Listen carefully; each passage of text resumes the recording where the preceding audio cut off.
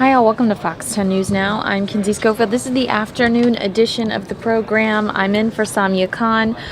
We're going to cut to, and I'm just now, I think I'm seeing the graphics on our satellite, but I just want to give you an update on what we're about to cut to. These I-10 shootings, the DPS are investigating three shootings that occurred on the I-10 over the weekend. They are being very vague about the details, but I believe that what we're going to hear here is some of those details.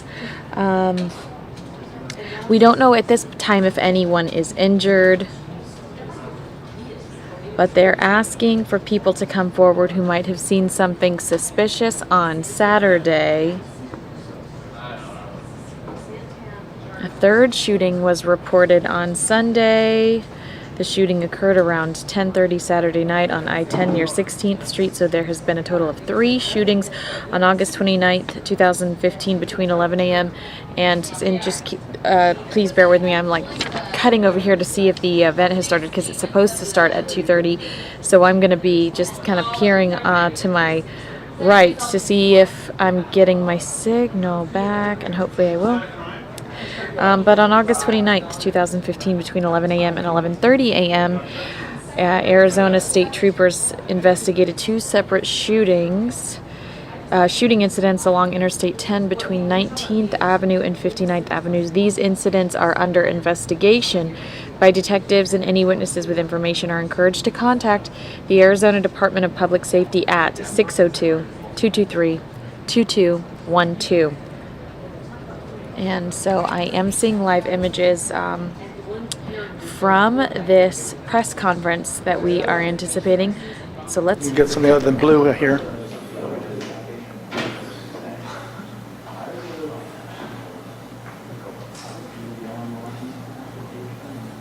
Okay.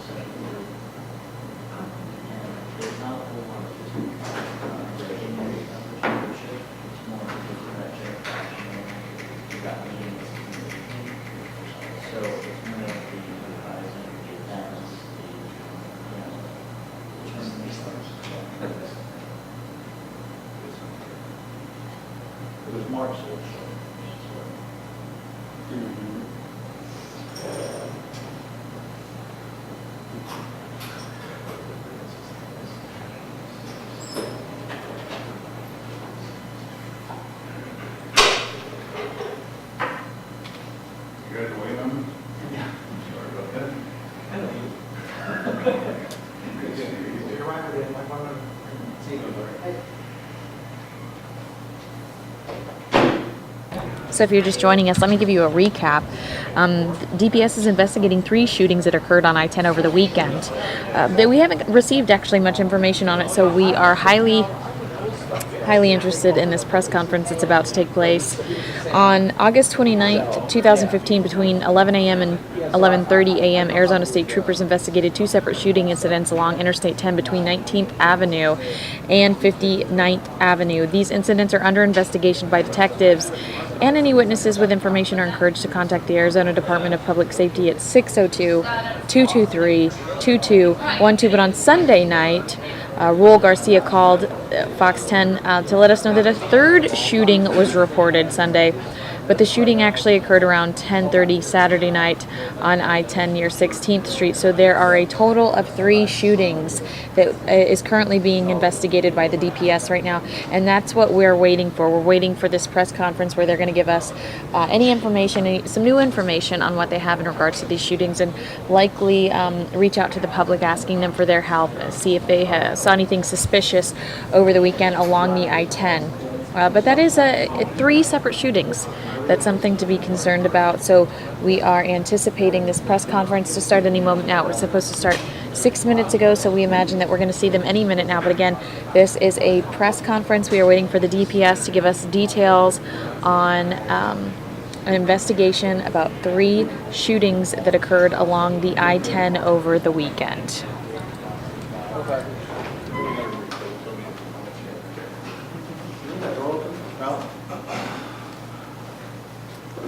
The door? I didn't leave it open. No, it's not blaming you. Thank you all for coming. I'm Bart Graves. I'm a spokesman with the Arizona Department of Public Safety. We're very concerned about these random shootings that continue to keep occurring. And the director of the Arizona Department of Public Safety, Colonel Frank Milstead, is here to give you some information and ask the public's help in helping us solve this crime. Director Milstead. Good afternoon, and thank you all for being here this afternoon at such short notice. For the record, I'm Colonel Frank Milstead, the director of the Arizona Department of Public Safety.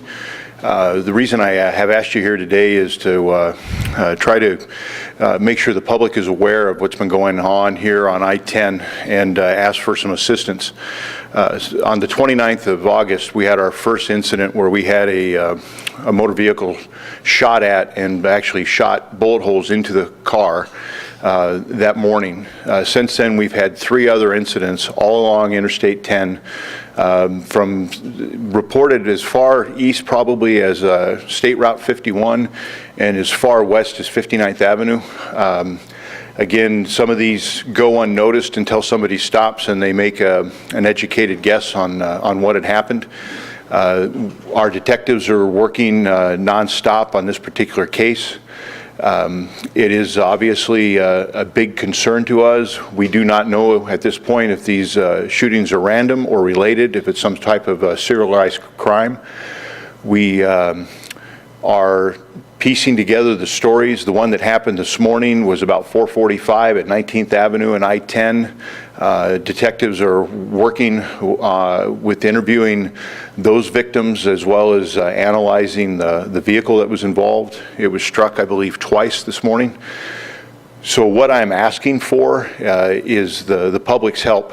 If you've seen something, I need you to call Silent Witness or call the DPS duty office at 602-223-2212. I don't want you to rationalize suspicious activity away. Let us do that. Let our detectives do that work for you. It doesn't matter what you think you saw or what seemed odd. If it causes you pause and you're thinking, you know, I might have seen something, please call us and let us be the ones to determine whether what you personally saw is valid or of a concern or not. One of the questions I anticipate is, should we be concerned? Well, absolutely, and that's why we're here today. You should be concerned because we have someone or some people shooting guns at moving cars on Interstate 10. It has not ended in a tragedy, but it could. And the quicker that we solve this and get the perpetrator or perpetrators in custody, the better off we all are here in Arizona, especially that motoring public on Interstate 10. So again, if you've seen something, call Silent Witness. They're unknown today whether this is related, if these are serialized crimes, or they're just independent, kind of a copycat type crime. But we do know that we've had 4 incidents where a vehicle has been shot at and the bullet has actually hit the car on I-10. That's all I have for you. And again, touching on how unsettling this is to law enforcement officers, I mean, this, somebody randomly shooting, I mean, the magnitude is bad. It's bad, and it is, the best we know right now, it's random in the sense that it's not there's, the best we can tell, there's nothing specific or related about the targets. They're just random vehicles traveling on Interstate 10. Have you been able to recover any bullets to determine what kind of weapon this came from? The specifics of the investigation, I am not going to comment on now. I don't want to do anything to jeopardize what we're trying to accomplish, but we are gathering statements and evidence as it is found and, as it comes forward. Looking at the bullet holes, I mean, looking through a windshield, the side of a passenger's window, how fortunate or lucky are some of these motorists going by? Somebody wasn't struck, killed, causing a chain reaction of an accident? I think you answered the question. If your car was shot and you weren't injured, that is fortunate. Does it appear like whoever's doing this is just shooting at the car, or does it appear that they're targeting the driver trying to injure somebody? I couldn't tell you what their intent is. I just know that we've had bullets hit the side of the car. We've had bullets hit a windshield.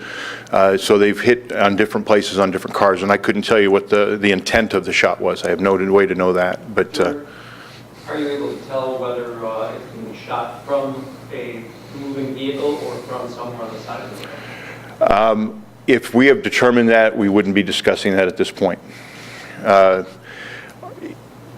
Our intent is that the investigation is not compromised in the sense that we give out something that's not accurate and somebody rationalized something away because they said, oh, the director said this or that. We're open to many different possibilities on this case, and that's, again, this started on Saturday morning and is continued now till the 31st this morning. So it's a very short timeline for us, and they're working at it diligently. The most important piece of it is the public's help of trying to identify who this is, or if it's somebody you know, or you were in the car with that particular person, or you were on the side of the road with the person that did this. We'll pay you for the information by silent witness, and you'll remain anonymous. Or if you don't care about the payday, call our duty office and we'll take your information. It's just that simple. I mean, if you know something, it's, just as a human being, it's your job to let us know what you know. Are there any similarities with these locations? Do they have bridges nearby? Or Well, you can look at that area, sir, just as, there's overpasses, there's elevated roadway, there's sunk roadway, there's buildings off to the side, so there's many different opportunities that present itself. For the victims' cars that have been hit, where specifically have they been hit? One was a windshield, and I think what's that? Front windshield? Front windshield, and I think the rest were all side impacts. Is that right, Tony? One was a front impact through the headlight. So one was a front impact through a headlight, the other were side shots, and then one through the front windshield. And the side, was it the driver's side or passenger side? They've been on the passenger side. Passenger side of the car. Does that tell you anything from an investigation standpoint in terms of who was also driving the vehicle? I know you want me to get into the investigation, but whatever it tells us, we're going to keep that to ourselves for now. What we're really asking for is the public's help in identifying the perpetrator of the crime. I do not want to do anything to jeopardize or come to some conclusion today that may or may not be correct tomorrow. I want to really leave this as we're looking for the public's help in identifying this to make sure the motoring public is vigilant. Even if car's not struck, if you see something as you're driving to or from work that looks suspicious, write down a license plate number, get a vehicle description. If you can tell who's in the car, be a good witness. That's what I'm looking for today. And as this thing moves forward in time and we're able to give you more investigative facts, I assure you we will do that. You'll either hear it directly from me or through the Public Information Office. Director, one more time, can you reiterate the timeline, how close in proximity and time did all four incidents occur? 4 incidents. The first one was around 11 to 11:30 a.m. on Saturday, the 29th. The second incident was, so the first one was about 11:03, the second one was about 11:09 on Saturday morning. The third incident happened about 10:15 p.m. on Saturday evening. And then the fourth one was today at 4:25 a.m. And these are all along I-10, you said 19th Ave? Roughly in that area, yes, sir. Again, thank you for coming. I cannot tell you how critical it is that we get the public's help on this, because somebody knows something. Let me ask a couple more questions about that. How many people were in these cars, and how close did they come to being severely injured or injured at all? I do not know the information. I couldn't answer that. I don't have that specificity of detail, sir. I apologize. Any injuries at all to any of these individuals? I think there was glass that hit a person in one of the cars from the bullet going through the windshield. But other than that, no serious injuries? No, I think that is the only injury that I'm aware of. Frank, how are the witnesses describing how this happened and what they remember and how this happened? You know, Andrew, that's actually a pretty good question, because it is interesting when you're in the car and all the ambient noise that exists in the car, and as you're traveling, everybody that sensed something heard a loud noise, or they heard a pop or some kind of a bang, either outside the car or on the car, and most, as predictable, wrote it off to hitting something in the road. Something popped up off the roadway and hit the car. A couple of them obviously knew instantly that something had happened because it came through the windshield, but the other ones, they heard a loud noise, they stopped some distance down the road, and when they got out, they noticed that there was damage to their vehicle. So they're hearing a loud noise or a bang, and like I said, they're investigating it when they come to a stop, wherever that is. That's a very good question. Thank you. They're not saying anything though that would lead, nothing suspicious. I'm not going to comment on that one. I'm going to leave that one go for now. I apologize. Again, it's specificity to the investigation. Based on the timeline, 11:03 and 11:09, what were the distances involved in that 6-minute gap in terms of the shooting? I don't know that one. And Tony, do you have any help on that? The distances In terms of the 11:03 shooting, where was that? The 11:09 shooting, where was that? well, the distances are going to be kind of difficult. Well, no, specifically, where did they happen? Oh. I can figure out the distance. Okay. I guess.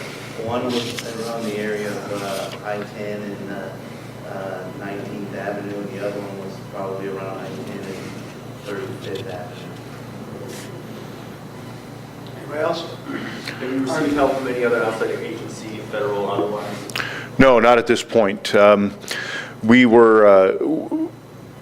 We have made a substantial commitment from this department. Our response, again, and I'm not going to comment specifically about what we're doing, but the response from this agency is a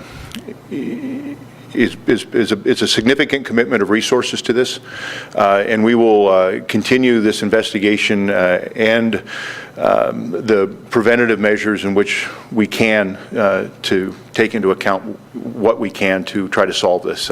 Again, I know that sounds very vague, but I don't want to compromise what we're trying to do or give this perpetrator a leg up on how to avoid detection. And one last question I have is 4:25 or 4:45 this morning? 4:25 a.m. approximately.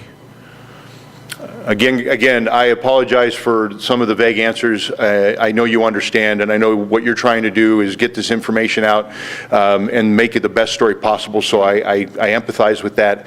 But I know I know our jobs are very similar in this. We're trying to protect the public, and for that I appreciate it. And as soon as we know more, or there's more we can give out, we absolutely will do that. So again, thank you for coming out this afternoon. One more last question. Sorry. I just had a great closing. I know. What type of vehicle it was this morning? Do you have that information? It was a commercial, it was a work truck. A commercial work truck? Commercial work truck, and there's one driver inside it? As far as you know? Yes, sir. Andrew, since he jumped in, one last thing. Yes, sir. Was any of the shootings, all four of them, any of them caught on ADOT cameras? So far, that has not been the case, but that does not mean it's not possible that we may find something later. And obviously, it's, again, ongoing investigation, working on that piece of information as we speak. Thank you all. All right, cheers.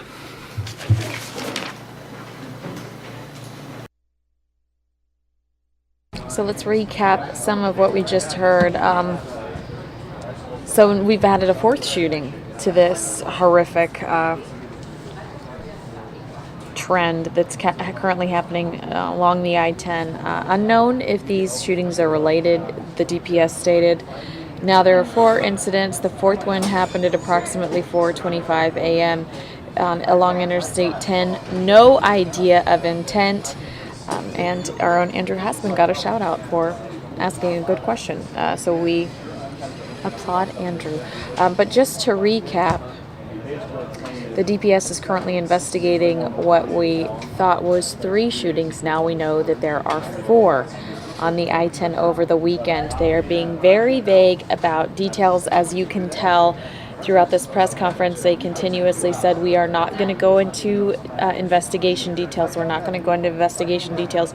The purpose of this was really to get the public involved. These incidents are under investigation by detectives, and any witnesses with information are encouraged to contact the Arizona Department of Public Safety. That's 602-223-2212. It does not sound like anyone was injured. I believe Andrew's question was, how did people realize that they had been targeted or they had been hit? And they said during the press conference that some people didn't even know that they were hit until they got out of their car and saw damage to their car. So that's very interesting. They said they heard a noise, but they did not realize that they had been hit by bullets until they saw the damage to the car. On August 29th, 2015, between 11 a.m. and 11:30 a.m., Arizona State troopers investigated 2 separate shooting incidents along the Interstate 10 between 19th Avenue and 59th Avenue. And then on Sunday night, there had been a 3rd shooting reported near 16th Street, so there was a total of 3 shootings. Now, we've got the 4th shooting, 4:25 a.m. along Interstate 10. So this is a very scary trend we're seeing happening. And again, if you have any information, we beg you really to call the Arizona Department of Public Safety, 602-223-2212. You saw that was crucial to them, that they would really like your help in figuring this out, because this is, it's terrifying. I do have live images. Obama, let me see where he's landing, but these are live images of Obama landing at an airport.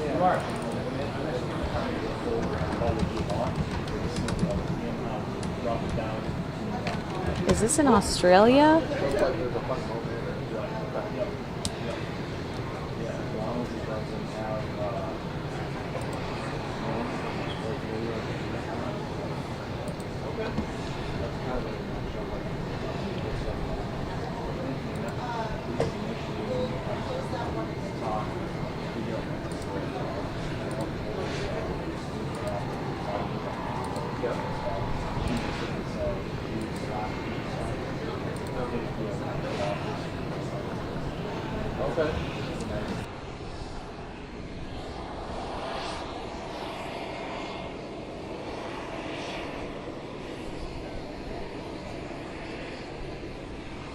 We're currently waiting on Steve Krafft to come sit down and talk to us.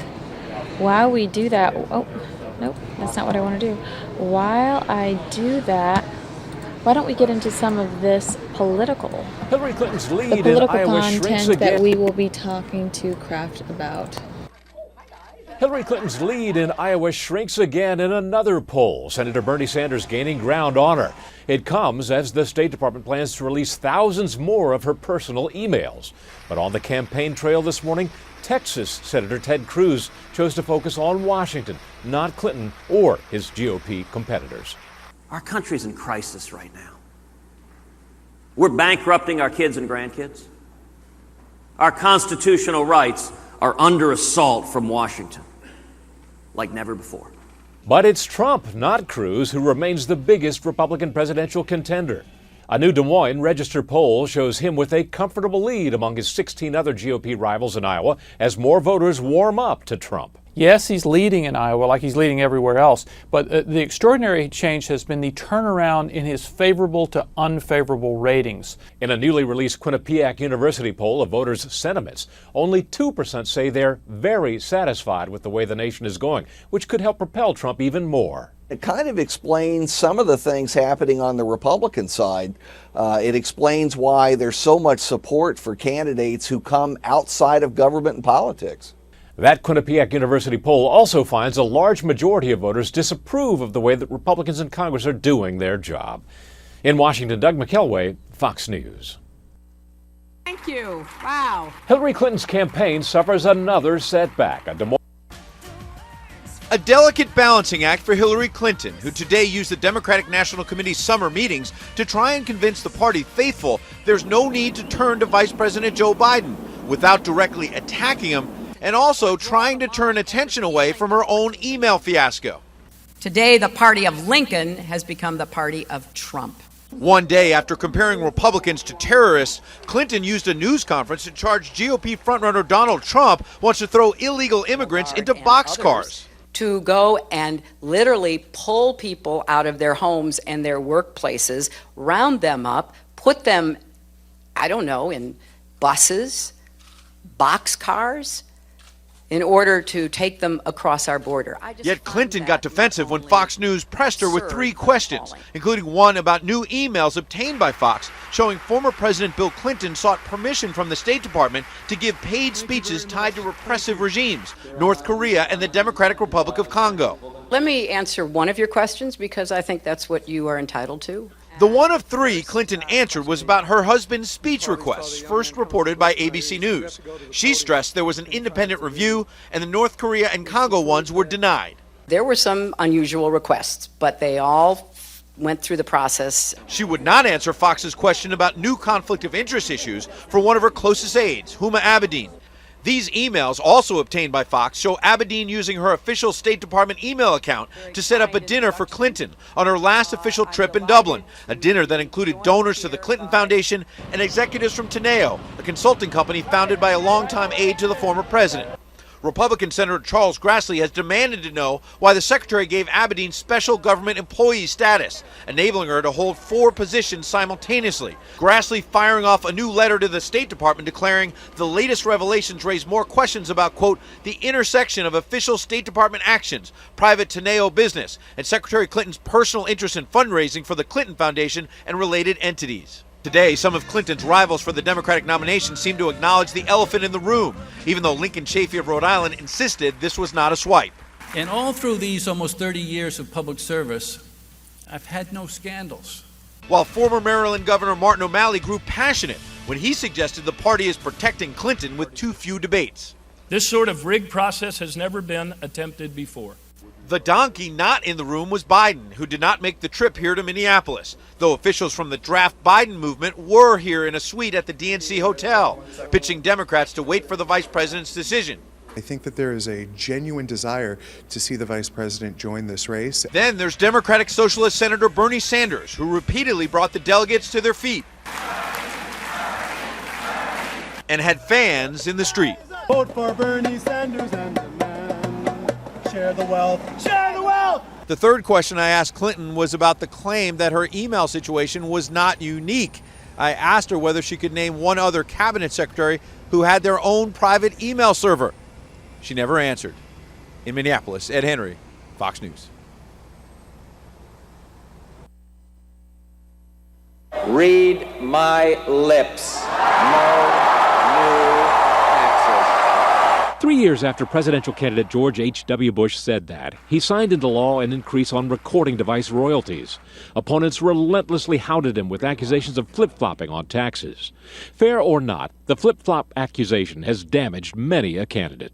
I actually did vote for the $87 billion before I voted against it. Do you think a mandating people to buy insurance, is the right tool? Brett, I don't know how many hundred times I've said this too. This is an unusual interview. All right, let's do it again. If you like your health care plan, you'll be able to keep your health care plan.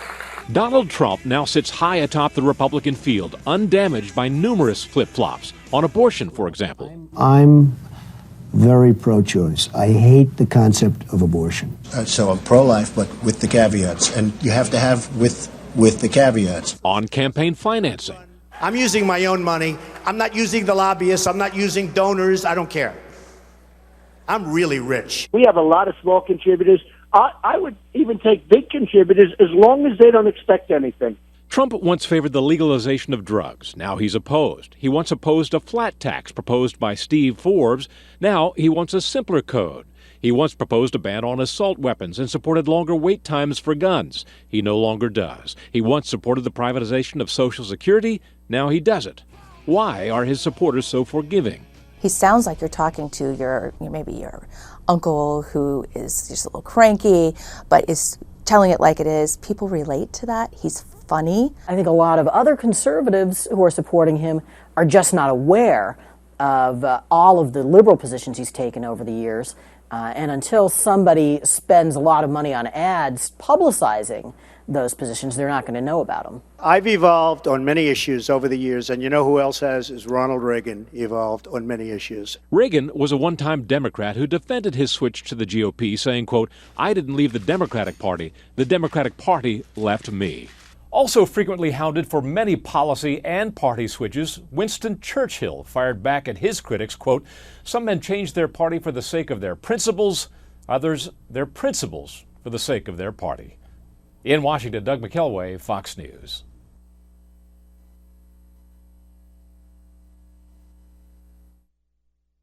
Hi everyone, welcome back. That was our little musical interlude. Exactly. That was our politics moment, so that you would have a nice, cool segue. You like this look? I love it. I think you look like Beyonce when she does the one earring look. Wow. Well, you and I were talking before the show started about how we should do something emoji related. So we're going to talk about different politicians that are currently trying to work their way into the White House. And you want to get emotional right now. Yeah, emotional. And so if you feel emotional about any of those I get politicians, so emotional. There's a song about that, I think, but it's from the 90s. But that's why I know it. Yeah, exactly. If you... In the 80s. I couldn't fit our names, but hopefully you already follow us on Twitter. What's your Twitter handle? Yeah. My name's Steve Krafft, but my Twitter handle is skraftfox10. And I'm at KinseyFox10. So while we're talking about these people, please tweet us emojis. Like right, Donald absolutely. Trump. Yeah, so we're asking you. It could be the devil emoji, it could be an angel emoji, it could be a money bags emoji. It could be a heart. For some of us, it could be 3 applaud things. It is. Or the praise hands. The praise hands, that's my favorite. I never use emojis. Oh. Why? I don't know. I like that. I just accept the American flag. Yeah, that's right. You're so patriotic. Well, you and I have Long may it wave. Exactly. You and I have some fun topics today. Right. Jeb is trying to play hardball right now. He actually brought... I guess for Jeb, he brought his wiffle bat. He's getting kind of tough. Fight. Yeah, a wiffle bat's right. Not even. That's a good line, by the way. What? He brought a wiffle bat. Yeah, it is. You should use it in one of your blocks. Maybe I will do that tomorrow. He probably will. I have a lot of work to do. Tell us about this jerk comment. Well, I think that, and I don't know the exact context of it because I've been on other projects today, but I did read that headline. What's happened is some leading Republican strategists like Steve Schmidt, who handled McCain's campaign, have been claiming lately that Donald Trump has emasculated Jeb Bush, that he stripped him of his very manhood. Wow, that's a little It's painful blunt. just to say that. Yeah. And anyway, what's happened is... That's going to end up on loop. It's like just a 1-second clip. But that's my point about this emasculation business. So, obviously, it is incumbent on Jeb Bush, who's hearing this kind of stuff, that he's gotten too wimpy, that he's being bullied and pushed around by this blowhard, bloviating, huge capitalist, that it's time to fight back.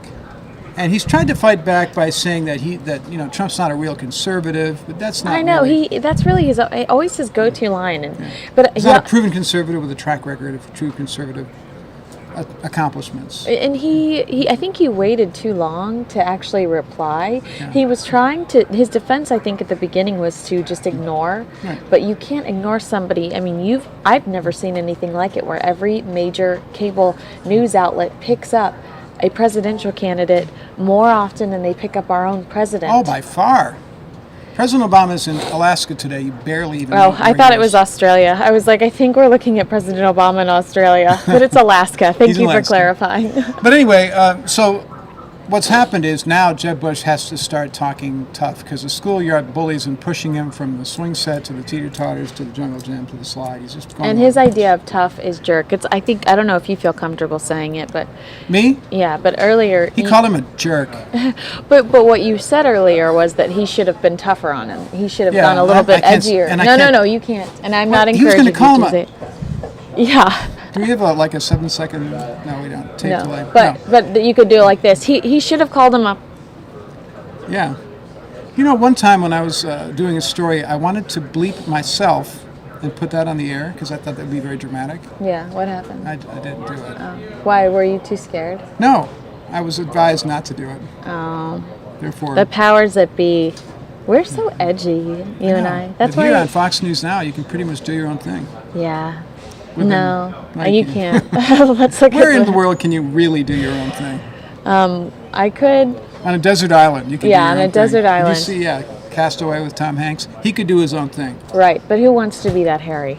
No one. No, that was gross. Yeah, that was gross. So the bottom line for Jeb is that he's decided to try to be tough, and he's manufacturing. It's a synthetic sort of toughness, and it's a confection, and it's not convincing, I don't think.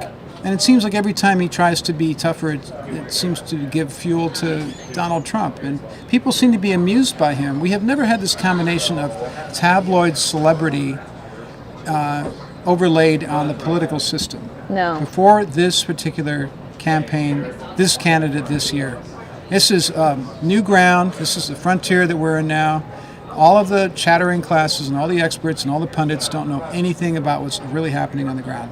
No, but there was a sense of it, and I had talked to Hooner about this. There was a sense of celebrity with Obama, but the press made him that way, and Trump existed prior to this. They're not comparable. And with Obama, it was the celebrity aspect was look at Michelle Obama wearing this dress that ex-celebrity also wore. It was celebrity by association. Kanye West, Jay-Z, they love Obama. So he just caught the public imagination somehow. Yeah.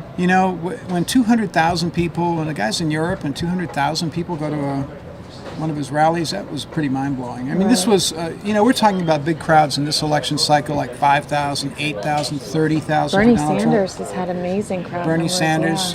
But Obama was getting 20, 30, 50, 80,000 every single place he went. I mean, I went to one of his events here at Veterans Memorial Coliseum.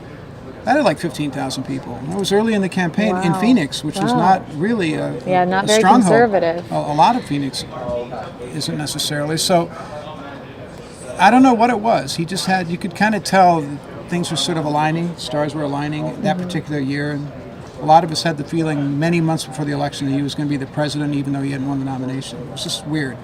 What is this? And tell me if I'm jumping too far away from our current topic, but did you see that Kanye West said yesterday that he's going to run for president? Is he going to start his own party, or what party is he going to run? I don't know, but that stuff drives me crazy because I think he'll actually try to execute it. Well, what it means is that this is really becoming a clownish exercise. And I think it's because of Trump. I mean, absolutely. I love Trump. I love him. I enjoy him. He's fun. But when I saw those headlines yesterday, because I refused to watch the MTV VMAs because I refused to give Miley Cyrus any second of my day. I think she's absolutely revolting. I think she's just a disgrace. You did not enjoy her body of work in Hannah Montana? I actually loved Hannah Montana, but now she's trashy Montana, and I can't take Wait a second. it. Wasn't Hillary Duff Hannah Montana before? Hillary Duff was not. Hillary Duff was some other Lizzie McGuire. Lizzie McGuire, oh yeah. Yeah, get with the programs. But no. And someone was before her. I literally pitched in our morning meeting. Oh, you were there. I was like, I think we should talk to a family counselor about how Miley Cyrus is ruining our children's That was brains. a very good suggestion. Oh, really? Everyone laughed at me. I felt silly, but I think No. that I think that's a great idea. I think she is just, as far as moral compass is concerned, I think she's gone like beyond down the drain and beyond down the toilet. And I hate that she influences children. I hate that she influences young girls. I think it's absolutely disgusting. But anyway, so I refused to watch the VMAs last night because I was not about to give her a second of my time. Instead, I opted to watch the rerun of Justin Bieber's Bieber Roast on Comedy Central, which I am featured in. Oh, I didn't know that. Yes. I know you and Justin are pretty close. But when's the last time you talked to him? Oh, forever ago. I mean, I saw him at the Bieber Roast. That was in March, I think. Wow. Yeah. But has he got his act together finally or not? Well, he cried last night on the VMAs. I think he's really trying to.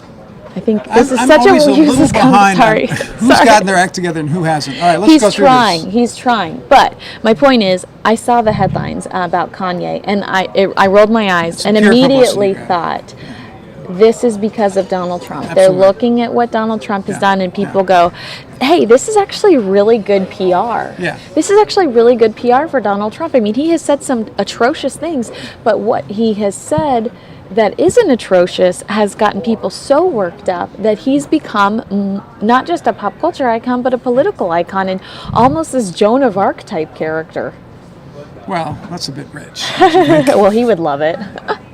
I don't know. I'll take the opposite tack here. And maybe all these other celebrities who are now claiming that they want to run for president, which is not new in American life. I mean, it's happened in previous elections. But can you? But they weren't of the magnitude of Kanye West, let's say. I mean, I remember Gary Coleman wanting to be governor, but like, who wanted to run for president? There were comedians in the 1960s who ran every 4 years, and that was part of their shtick that they were running. But it was an obvious joke. But in the case of Kanye West, is it going to make Trump's candidacy to some people seem less serious if a fellow attention hog is declaring that he's running 4 years in advance of the I was going to say election? Kanye's not going to run until 2020, but someone at CNN reported that he's already registered Kanye for president, and I was like, you know what? I blame. We're such navel gazers, but you know, these people are only getting their power because we are talking about them. Instead of really, you know, the cable nuts especially, they could take a little time, like exploring why it is that people haven't gotten a raise in 10 years, and they're working 10 more hours per week than they used to, and they don't have pensions anymore, and they have crummy 401ks that are kind of up and down, and they feel very insecure and unsure about their financial futures, and they feel their kids are going to do worse than they're doing.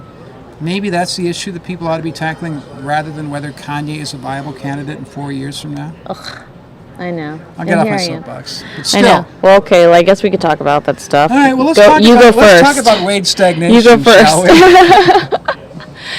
You know. I don't know what, but I know what you're talking about, because I spend a lot of time with my father, who runs a company, and I hear the struggles he deals with, because my father has a very strong moral compass, and not everyone around him does. And there are people that want to. So he treats his employees pretty well. Oh, he wants to, and he does, his direct employees. But there are people that don't want. There are people around him. Who don't have the same level of concern. It's always like that. That's why we have governments. We have governments because there's always going to be really good people, and there's going to be always unscrupulous people, and there's got to be some overlay, some bureaucracy, if you will, that kind of says, okay, you can't do anything worse than that. That's what the government is. Since the days of ancient Egypt, there have been rules so that unscrupulous people don't basically cheat and degrade other people just because they can. Yeah. That's why we have all these rules. Not only just because they can, but because that person is greedy. Yeah. It's like crazy. Yeah, it's they crazy. want their extra, whatever. I know, so they can go off and. Yeah, it's, But why is it, though, that a guy like Trump is celebrated for flying around and around in the 757 over a rally? Because Bill Clinton used to do that. Yeah, but it wasn't. Bill Clinton didn't do it with his own money. He didn't have money. Bill Clinton did it with our money. As president? Yeah. Well, yeah, but I mean, all presidents do that. But I'm talking about a candidate. Hey, I'm a billionaire. Check it out. I'm a billionaire. Everyone else would say, you know why they'd be we flipping love him off. Why but they we love this guy. But we love it because he's not anybody's B word. You know, because he has his own money. Say it. Because he has show. his own money, he is in control of his own message, and he doesn't owe anybody any favors. And he actually has made the point, I've given people money, so people owe me favors. You know, why did I give Hillary Clinton that? Because he's very I can pick up entertaining. the phone. He's very entertaining. But Yeah. here's an interesting question. Nobody's covered this. But maybe it says something about Trump. I have not seen anyone come forward from any of his companies that he owns or whatever, saying that he's a bad boss or unscrupulous or has treated But I women bet poorly. you have to sign a mighty non-disclosure to work for him. Either that, or as maybe his boasts have some grounding in reality. Maybe he's a pretty decent guy to work for. Who knows? But he doesn't have a reputation that I've seen in the mass I've media never as being heard a of- really. Because you know there are If he were, we would know that. I that's what I was going to say. I mean, we look at other media personalities, and you hear a lot about them. Yeah. So I'm just finding it not even interesting, in the and- National Enquirer Yeah. or any place like that, any sort of salacious venue like that. Do we hear some of? I have not heard that, at least not yet. That's a very good point. I'm glad you pointed that out. So maybe because he's claimed that he's promoted a lot of women, that he pays people well, that he has a lot of. And this is really the time where those people would come out from their turtle shells and be like, actually, I'd like to make the point, and I'd like to bring this down. Because he says he hires a lot of people from Gio sent us an emoji Mexico and all that sort of stuff. And Legally? I haven't heard much of them. Yes, that's what he says. I just wanted to confirm. All right, so we're getting emoji tweets. Yes, I'm checking it. Rachy Awesomeness is giving a hearty 5 thumbs down for Donald Trump. This is Gio Leo's emoji for this campaign. I love it, Gio. That's pretty good stuff. An emoji tweet. Rachy's also enjoying my tie shirt combo. I wore this tie for you, by the way. I know. I felt it when you put it on. Feeling the good vibrations? I felt it when you put it on. Radiating outward? Yes, yes, yes. From over there, from the other side of the room? I don't know. I think that this is a fun campaign. I do too. I had a conversation with my grandma over the weekend. I love Carly. I love Carson. I think Marco Rubio's interesting. I love Ted Cruz. I just think he might be hitting the Bible. I'm a religious person, but I think he's turning off people with how. Most of the country, this is a news flash, guys, most of the country's not religious. Yeah. When it comes to general election, I'd say 40% of America goes to church fairly often, at least 60% of the people who do not, and that number is probably growing.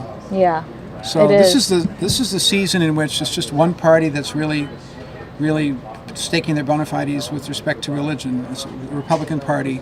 Once we get into the main election, that stuff's going to be kind of on the back burner. And I'm interested in Martin O'Malley. I want to hear more from him. I like him. Oh gosh, I think he's the guy's interesting. Pretty quiet. He doesn't want to be. He's trying. I know he's trying, but and he's really trying. I mean, he's like the guy in he just went after Deborah. Honey, I Blew Up the Schultz. Kids. Remember? So he's like real tiny and his Yeah. kids are real big. Yeah, He's just yelling and nobody hears him. Did you see that he recently did a press conference in front of one of Donald Trump's buildings to try to get attention, and he just went after Debbie Wasserman Schultz really? at their event in Massachusetts, I believe it was. Yeah.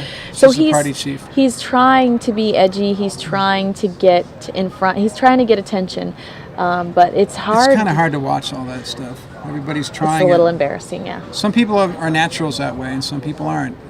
Yes, It's just like some people are great at hitting a baseball, and some people aren't.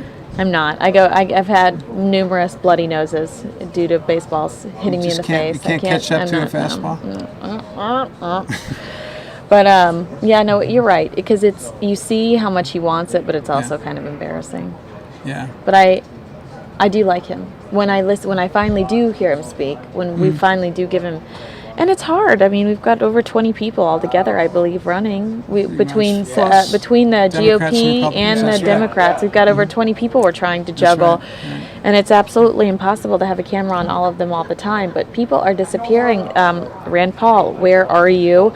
Rick Perry. Lindsey Graham. I haven't heard from in a long time. Bobby Jindal, I haven't heard from in a few weeks. Why are these people even running? I don't know. The only reason that I think I've told you. I think it's ego.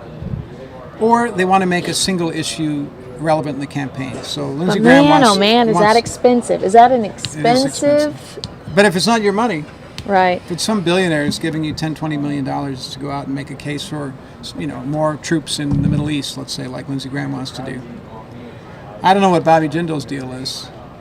Why he's even messing with it. It's just pure ego. It's got to be. I think he has a good moral compass, and I think he's a good man. But I don't know. I never thought he had mass appeal. He may be a good man, but he has an approval rating in the low 30% in his home state of Louisiana. That's mostly a Republican state. Oh wow! Why is he even wasting his time with this campaign? And it was weird because he said he was going to take a break from campaigning after the theater shooting, but I did never feel the break. I felt like a week later I saw him three times. Yeah. So I don't know. He must have a titanic ego or something. I don't know. And then I really think it's time for Rick Perry to back down. And also Jeb. I mean, Jeb was number 6 in the new Iowa polls, I believe. It's a little early, though, to say that he should hang in there because someone could stumble. And people could, as much as they love Trump now, they could say he's fun, but come on, he can't really be the president. And if that happens, that's going to change things. But so far, and also now that he's starting to flesh out a little bit what his actual policies are, he's risking turning off Republicans. Because now he's talking about, in rare cases, raising taxes on certain people. Which and that is strange. goes against the Republican way, which is that there should be no such thing as taxes and that we should live in a fantasy world where we've got plenty of money to take care of the country and nobody has to pay for it. Well, the way he's marketing it, though, is I'm going to raise taxes only on the really, really rich so it's not going to negatively affect you. Right, on hedge fund people who he says are cooking the books so they pay a lower tax rate than somebody who's making $40,000 a year. And maybe that's a bipartisan thing where both parties could say, well, okay, I can see that. But still, it's unusual for any Republican to countenance any sort of tax increase for anybody at all for any reason. So it's interesting that he's going to, I think, stake out a position as a Republican who's kind of a Republican and kind of sometimes not exactly a Republican. Which is kind of what John Kasich, another one that's disappeared, has done. How does he feel about gay marriage? Well, honestly, he was like, well, I just came from a gay wedding. He's against it. Let's be honest with it. Let's be honest here. He's against it. All Republicans are against it. But he says, he said, I'm pretty conservative, but at the same time, I just attended a gay marriage. Well, that was big of him. Yeah. He went. Wow. But he was he never would have supported it. Well, isn't going? He would have vetoed it had it been passed in his own state. It took a U.S. Supreme Court. You are sassy today. To force him. You are sassy today. What have you been drinking in your coffee mug? I think the rhetoric is a little bit rich. I mean, I heard him say that, and it was nice, and he seems like a really nice, genuine guy. But he should be honest about it, and that is that for me to win the nomination as a Republican, I have to be against all these things, even though I'll say that I'm cool with it now. But everybody was against it in that room. On that stage. You think even Donald Trump was against it? No. Yeah. I think he's the only guy who secretly doesn't care. I think most people don't care. Yeah, but maybe. I mean, to win, you gotta. To win, I think you have to take a side. But as far as I'm concerned, everybody and no one's love is my business. Like, who do you? I don't. Maybe Rand Paul wouldn't care as a libertarian. I think he wouldn't care. He's one of the only. But look where he is in the campaign. That was me going way down. Yeah, that surprises me a little bit. I thought he'd be more of a player. Well, it doesn't surprise me because he wasn't very nice to you. So he's the only politician that didn't shake our hand or our photographer that day. And he was crabby. Yeah. That's awesome. You can't be that way on the campaign trail. You have to kiss babies. You have to have a sunny where did Huckabee go? Maybe everybody's just chilling until the next debate. That's going to be crazy. Well, that's what I was talking to Hooner about. Hooner did not believe that Carly wasn't going to be included because they're using such old poll numbers. Well, they're using a composite of polls that they had previously agreed to, going back now for a period of months. And she wants to change it to reflect the fact that she's surged since the last debate. This is the way Bina feels about this, about politics. I love that. Thank you We're for the getting tweet. some great. See, look at Gio Leo. He's representing. Yes. He knows I'm testifying. Testify, emoji, praise hands. All right, so are we looking at now? Do you mind if we take a look at your most recent Sure. video blog? Absolutely. Or a These- vlog. A vlog. It's a vlog. Will he or won't he? Will Joe Biden seek the Democratic presidential nomination? You'd think he has an excellent chance. Hillary Clinton has seen her poll numbers decline. A lot of people are worried about her email scandal from her time as Secretary of State. Bernie Sanders has passionate supporters, but does he have a broad enough coalition to actually win the nomination and the White House? So the opportunity seems to be presenting itself for Joe Biden, but of course, there are lots of questions. He's in his 70s. Is he too old? Does he have the stomach for running for president? It's really tough. And of course, he's been dealing with personal tragedies, the tragic loss of his son, Beau, not too many months ago. So should he run for president? I want to get your point of view. Your opinion is very important to me. Get in touch with me on Twitter, S. Krafft, Fox 10, and on Facebook, Steve Krafft, Fox 10. It's real easy to do. Everybody beats you to your final line before you even say it in the chat room. It's real easy to do. It's real easy to do. There you go. How about that? Yeah, so I think that I hope Joe Biden mixes it up. I'm kind of bored with the Democrats as far as, I mean. By the way, you know where I got that line, it's real easy to do? You ever listen to the Humpty Dance by Humpty Hump? It's an old rap song. Yeah. That's one of the All lines. right, stop what you're doing, because I'm about to Real ruin easy the to image do. of the side Check it that out. you used to. I look right. funny. Yeah. And that's why you're DJ Krafft. I guess. Because you're so good at the Humpty Dance. Yeah. That's on your iPod. That's on your shuffle. It is. Is that your ringtone? No. Do you think it'd be good? It should be. I've been using Do What You Like, Digital Underground. Oh, wow. They still tour, by the way. I know. That's crazy to me. So who's your favorite rapper? Do you like Kendrick Will Lamar? Smith. He's like real popular now. Will Smith. My son loves Will Smith. Yeah.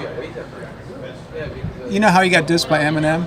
Will Smith, yeah. Real Slim Shady. Uh-huh. We can't repeat it here. No, we cannot. But I guess the point was that Will Smith works clean and Eminem does not. And no, he doesn't. And guess who is a comedy icon? I Love Lucy, because her comedy is clean. She's Lucille great. Ball. She was great. Will Smith is a rapping icon because his raps were clean. Right. Yeah, he was. I mean, there were some people who were clean, but not many. Black Sheep, they did. Like when he says throughout, like, people will make you mad, disrespect you, and treat you bad. Let God deal with the things they do, because hate in your heart will consume you too. That's deep. Was that William Shakespeare? No, that's Will Smith. Oh, Will Smith, another Will. I thought it was Will Shakespeare. Just the two of us. Wow. Okay, that's cool. Yeah, I know. So Will Smith is my favorite So if rapper. I quoted some Kanye West, that probably wouldn't be good on the.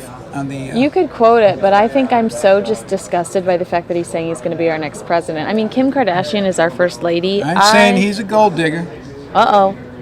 That's I where I can't. stop. No, Kim Kardashian is our first lady is Oh, probably that's a the joke. most disgusting thing I've ever thought about in my You know, life. people have to tune Kanye out. We I do. mean, that's the only thing that's really going to stop this. I do hate that we're talking about it. You're right. We should be talking about other things, but Yeah. He's- But what the heck? It's hot outside, and we've got a year.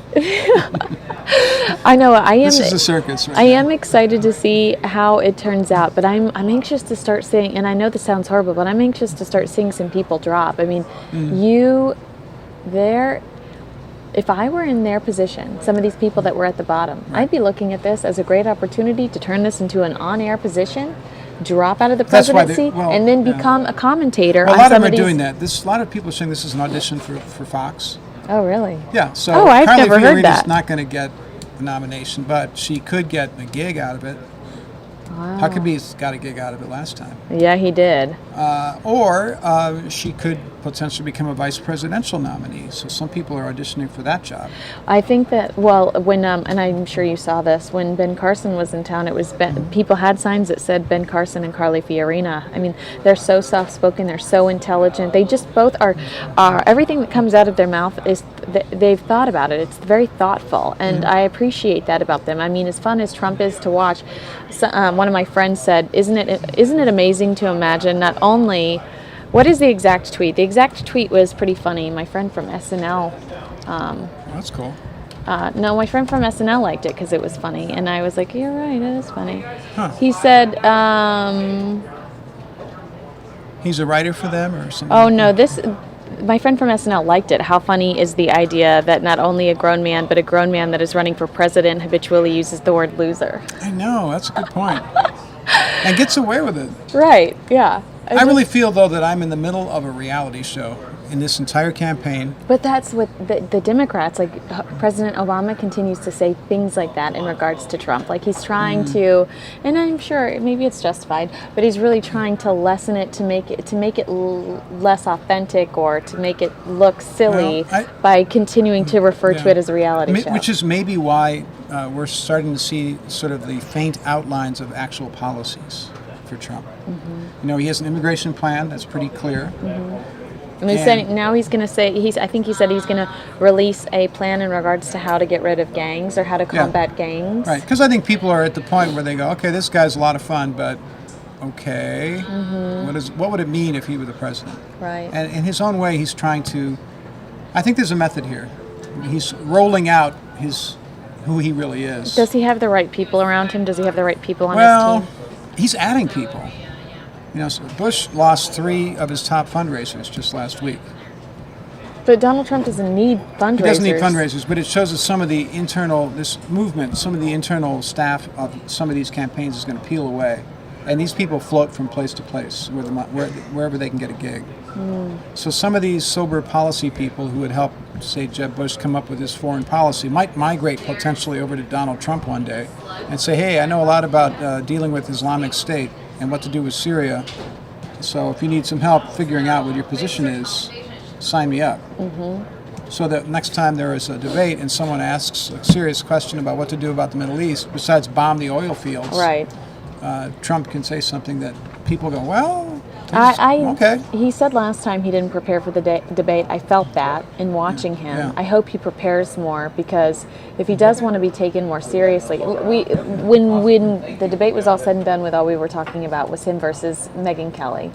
Yeah. We didn't even talk about the lack of preparation or really, winging it. thick, good, genuine answers. We didn't get that from him. No, and except by saying Rosie O'Donnell was a pig. That was amazing, but I would It was mind blowing. Yeah, but I would hope that he would prepare more next time, knowing that he would probably never admit it, but he was weak in that initial I think he was too.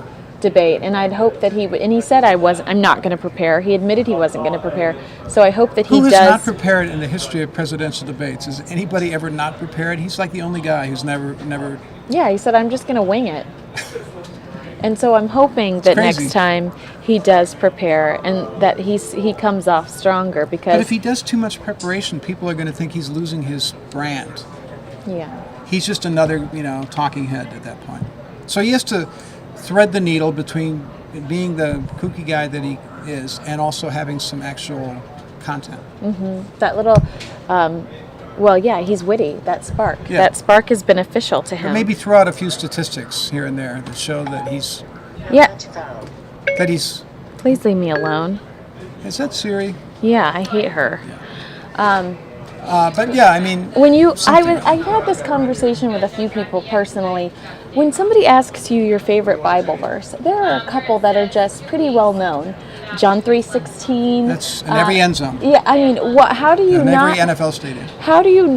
Tim Tebow can just get away with throwing that out there. Yeah. How can you not remember Tim that? Tebow's a very religious guy. How can you not remember just to throw that off the top of your head? He was caught off guard with that question, and he said, well, that's actually a very private matter. I don't want to talk about it. What's your favorite? What's your favorite book in the Bible? He was just like all of them or something. It was very much a Palin moment where they asked her what newspapers she read or what magazines. Moment. And I just don't understand. He's so witty and he's so great off the top of his head. I don't understand how he let that fall through the cracks because it did make him look hypocritical. He should have had something he could have thrown out there. It's like asking what newspapers do you read.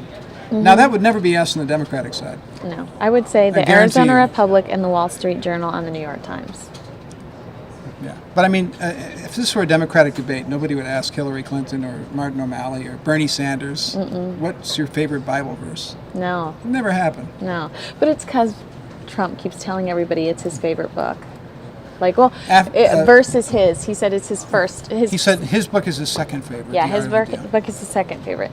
And that's another thing that I've done while doing this, and I think that they completely need to reprogram, because I've watched, several speeches from Carly. I've watched Ben talk a few times. Ben's actually the one that differs every time I see him. But Trump and Carly and Jeb, they all say the same things everywhere they go. And I don't think that they realize this is a completely different world now, where I've got a million satellites that I connect into, and there are people that are pursuing them that are seeing the same speech over and over again, and it looks it looks just like it's insincere. Right. And they need to mix it up, because people that are pursuing them and want to know more about them are hearing the View joke from Carly Fiorina for the fifth time. That is such a good point, because even 4 years ago, it wasn't really like this. Where there's so many different ways you can get information now. Yeah. That it's hard to stay fresh. And that Trump joke and the fake in the hair, my hair is real. That joke in the Bible, like, these are things we're hearing over and over again. The first time, laugh out loud, funny. The second and third time, it's like, come on, get some new material, guy. And another thing is he's getting carried on all of these major cable networks. I mean, we've got MSN, CNN, Fox News National all on the screen. He's on every single screen, and he's saying the same thing he said yesterday, and he's still getting that airtime despite the fact. You know why that is? Because the networks are making money off Donald Trump. Yeah. So if CNN does an hour-long interview with him, they're getting a rating spike, and that's good for them. And the reason that he made peace with Fox, who would have run any other candidate out of town for picking on Megyn Kelly, which I thought was outrageous, is that Roger Ailes, who runs Fox, knows that Trump is ratings gold. Yeah. And Trump was the reason that 24 million people watched the first debate. So he wants to be at least frenemies. Yeah. And maybe friends Right. with Donald Trump. Because each side needs the other. Trump needs Fox, obviously. But and Fox he needs really is. His attitude lately has been, I don't need you. Because he knows CNN and MSN will have him on. Well, Fox is the most popular, and I'm not saying it just because we are part of the Fox family, but Fox is by far the most popular cable channel for news. And so, it's very conservative, which he is saying he is, yes. So anyone who's running for the Republican nomination who openly rejects the Fox network is really making a bad move. Yeah. And I don't think Trump really believes that. Yeah. And that's why he and Roger Ailes have kind of agreed that he's going to stick to his issues and he's going to lay off the personal attacks, which I think is a good deal for both sides. And all of the people who are on Fox are starting to mention the fact that Trump is now oriented more towards tackling, the problems facing the country and less towards the personalities of people in the newsroom. Interesting. Yeah. I think they figure that one out. Yeah. But it'll be interesting when Megyn Kelly gets back up there in, I think, next January. Is she going to do the next debate? She's got to. She has to. It'll be like Rocky 2. Yeah. Absolutely. Oh, yeah. So good at sound effects. That'd be good stuff. Yeah. So what else do you have going today? I'm going to take a nap later. Oh, okay. Sounds good. I'm just kidding. Oh. Well, you really are probably the highlight, but I've got a lot of stuff going on. We've got. Do you have any lowlights you can share with me? What is a lowlight? What's the opposite of a highlight? Oh, well, I'm disappointed that woman killed her 2 babies. Oh, my God. 2 babies. I couldn't believe that. That's a horrible story. The second I got the notification on my phone, I felt like it was something like that. Oh, God. It just said 2 little boys drowned in Avondale. I thought it was just sort of a negligence type thing where someone goes off to get the mail or watch TV or isn't paying attention, kids slip into the tub. I mean, that can happen, but to do that... Well, I've been... that movie just came out on DVD with James Franco and Jonah Hill, called True Story, and it's based on a true story about a father. It was one of my favorite Dateline episodes, or 48 Hours Murder Mystery episodes, where a father, he had a job he was a Starbucks employee, and he murdered his wife and 3 small children, put them in suitcases and dumped them over the lake, and pretended to be a New York Times reporter, fled pretending to be a New York Times reporter, and they caught him in Mexico. pretending to be this New York Times reporter. He'd like recruited a beautiful photographer saying he was this New York Times reporter, and they were going on Mexico and doing fake stories, and she was just kind of enamored with this guy. And this is what the movie's about, but it is based on a true story. It's called True Story. James Franco's the killer, but it reminded me of that. This guy, he murdered his family to be... This is just the worst of the worst. Yeah, it is. It's horrible. And it's in Avondale. It's right in our backyards. That's so sad. So that's a low light for me today. And then these I-10 shootings, this is terrifying. These people need to be caught. And I don't know if you know this, but we were at 3, and they just informed us that there's actually 4 shootings. It's bad. Down along the I-10. This kind of stuff happens around the country periodically. Nobody knows why. Ugh. It's bad. Yeah. I don't think it's heavier now that I'm in a newsroom. Like, I watched news consistently, but it's a lot. I mean, I don't know if it's because it's now my job to cover it. And imagine when you, on my side of the fence, when you actually go out into communities and you go knock on doors and you go talk to people in jail who are standing accused of these crimes, and you're talking to grieving family members, and you're going to funerals for children, which I've done many times, and you're going to scenes or hospitals where somebody's been terribly hurt or passed away. It's horrible. A lot of this job is touched by tragedy. And that's something I never thought about that before I got into it. Never occurred to me. Just seemed like a real fun job. I never realized that I would be that close to these types of scenes. Well, I think that's why I probably love politics, because it's it's more. It's probably as entertainment as we can get. Yeah, I kind of, especially with Trump right now. I think that maybe that's why I'm drawn to it in a strange way. Plus, it's very important ultimately. It is for what happens in the country. Yeah, these people are molding our society. And I was a history major, so this is like real. The first draft of history is the news. Yeah. That's what they say. You're fancy. Oh, okay. Yeah. Well, I better get back to work. You better get back to work. And I'm going to start, while we're talking politics, I will play for everyone. It is the Democratic National Committee summer meeting out of Minneapolis, and I've got that for you now. That's good stuff right there. I know. But I appreciate you. Yeah, it was fun. Later, guys. Bye.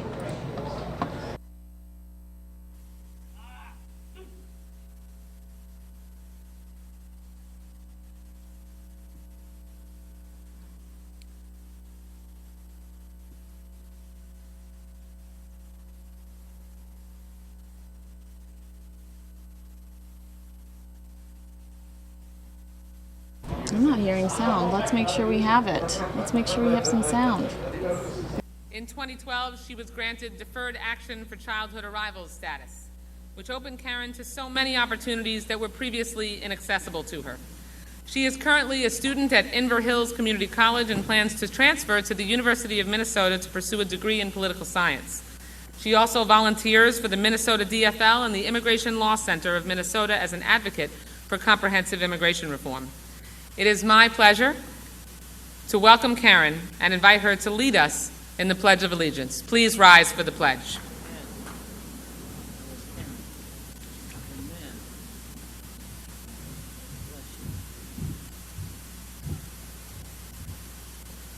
I pledge allegiance to the flag of the United States of America and to the republic for which it stands, one nation, under God, indivisible, for liberty and justice for all. Thank you, Karen.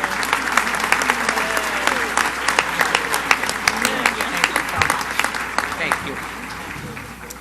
Thank you so much, Karen, for joining us today and for your continued activism and your commitment to the United States of America. And we wish you the best of luck as you begin a new school year. At this time, I would like to introduce Rabbi Michael Adam Latz, who will be delivering this morning's invocation.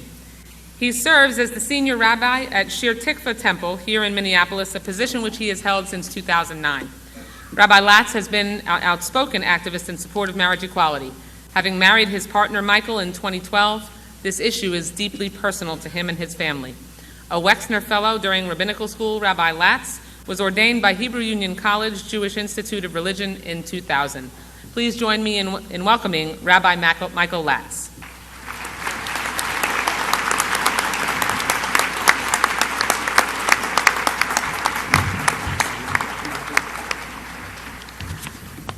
Thank you. Source of divine blessing in the universe. Today, on the 60th anniversary of the lynching of Emmett Till, let us pray and remember.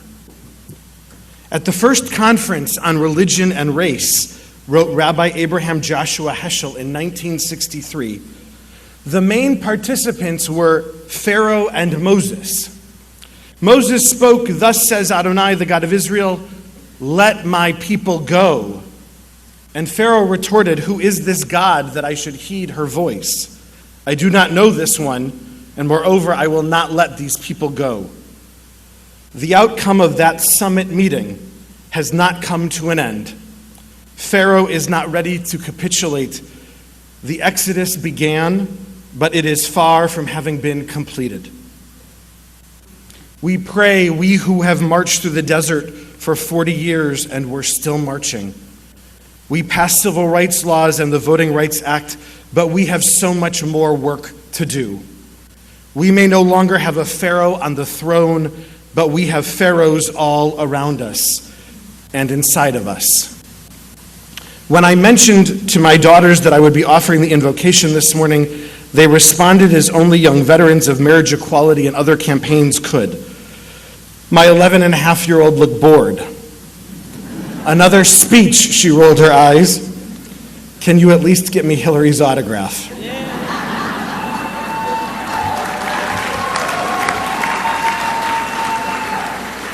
My 8-year-old, however, whose best friends at her public school in Minneapolis are Somali and African American and Latino, realized what a singular opportunity this would be. "Daddy, tell them that when I become president, I'm going to end racism. I'm going to make sure that no more black people like Trayvon and Mike and Freddie and Tamir and Sandra get killed. Tell them, Daddy, that they need to hurry." My husband and I had to work hard to have our kids, and so what kind of dad would I be not to follow their direction? To my sisters and brothers of color, I'm deeply sorry that it took so many of us so long to wake up and to show up. I'm sorry so many of my own people have forgotten the desperate places we have come from and the pharaohs our ancestors confronted to get us here. In Jewish tradition, saying "I'm sorry" is the first step on the road to redemption, but it is not the last. There is now a great awakening in America. We are rising from our apathetic and privileged slumber, and we are ready once again to stand with leaders of moral courage to stare down and defeat the pharaohs of racism and cynicism and callousness. We are taking more steps on that road to redemption. Last October, I went with clergy to Ferguson, Missouri to bear witness to the broken promises we have made our kids. And I stood in the rain for 4 hours and 32 minutes. My heart was cracked open by the young, powerful, spiritual activists there. They are among the most prophetic and patriotic citizens our nation has ever known, calling us to our highest purpose, serving our highest ideals, and demanding we live up to the conscience of this nation. And so today, as we pray, I beg you, please, listen to the voices and the facts of DeRay and Brittany and Netta and Bree as they've tweeted them out in their own words. Listen to these young people leading the way on the streets of our cities. Listen to their cries that we must seriously address structural and institutional racism and mass incarceration and, yes, police violence. Listen to their demands that each of us must examine the pharaohs inside each of our hearts. Unless and until we listen to their call and we acknowledge our African American sisters and brothers are getting killed at alarming rates, until we reckon with the truth that we've replaced Jim Crow with mass incarceration, and until we adopt and advocate for a comprehensive plan to rise up against the mighty pharaohs of racism to redeem all who are in bondage today, we will fail as a party, and more importantly, we will fail as a nation. But it need not be this way. We've made a commitment, you and I, a covenant that all children are made in the image of God. brown babies and black babies and white babies and yellow ones and every conceivable hue under the sun. They are the children of God. And when we live this moral commitment, when we mobilize compassion and justice to destroy the obscene idols of racism, then we will do more than simply win the White House in 2016, and we're going to do that. We will remake America and transform the world, and so I conclude, Elohe Ahava, source of love in the universe, bestow your blessings upon these dedicated public leaders. Endow them with moral courage and spiritual audacity to make compassion the cornerstone of our social policy and dignity the litmus test for our humanity. Our children are calling. Go down, Moses, way down in Egypt land, and tell old Pharaoh, let my people go.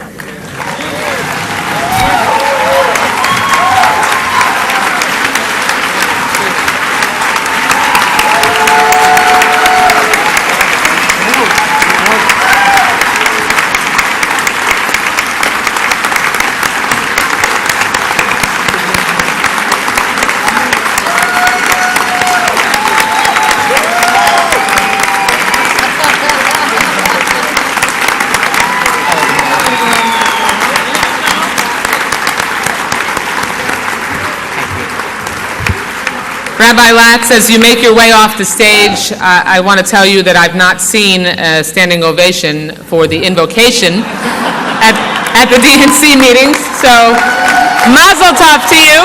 I will tell your mother, mazel tov to you. And I also want to tell you that you have done your children, your nation, and our faith a great deal of pride this morning. Thank you so much. Thank you, Rabbi Latz. And before we begin, I'd like to, as we always do, acknowledge and introduce our hardworking DNC officers. On the dais, starting from my left, please welcome our DNC Vice Chair and Association of State Democratic Party Chairs and New Hampshire Democratic Party Chair, Ray Buckley.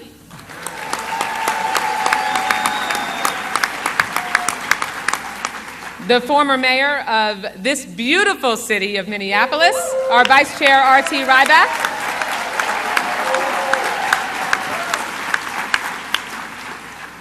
Our Vice Chair of DNC Voter Registration and Participation and a media star in her own right and one of our party's best messengers, Donna Brazil.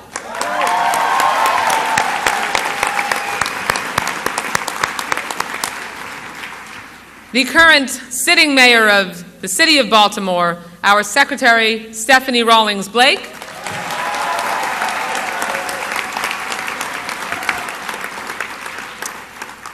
Our Vice Chair and one of the nation's leading labor activists, Maria Elena Durazo.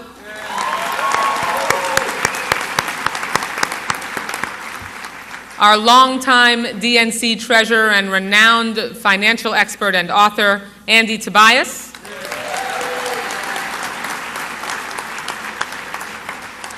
And of course, the person on which we count to make sure that our party is well-financed and has the resources we need to do all that we have to do to elect our party's candidates up and down the ballot, our DNC Finance Chair, Henry Munoz.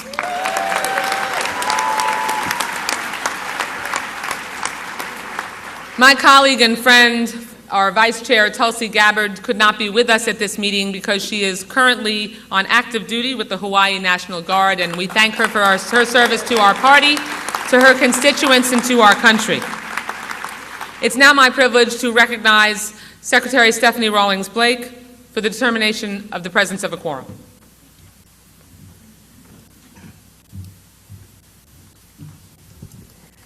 Good morning, and thank you very much, Madam Chair. Before I call the quorum, I don't want to miss this opportunity to thank so many of you who have reached out to me on behalf of the city of Baltimore. Your prayers have been welcome, and they have undergirded us in this very difficult time, and I just want to thank you all so very much for all of your prayers and your well wishes.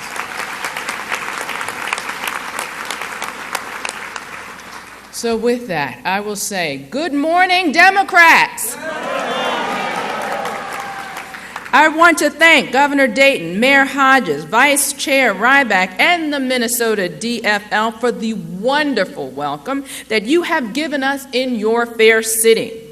I don't know about everybody else, but I am looking forward to my return visit to the famous Minnesota State Fair while I am here. If you can fry it and if you can put it on a stick, it's there. Very exciting times. So with that, I am pleased to report, Madam Chair, that we do indeed have a quorum of our membership present today. Thank you all very much.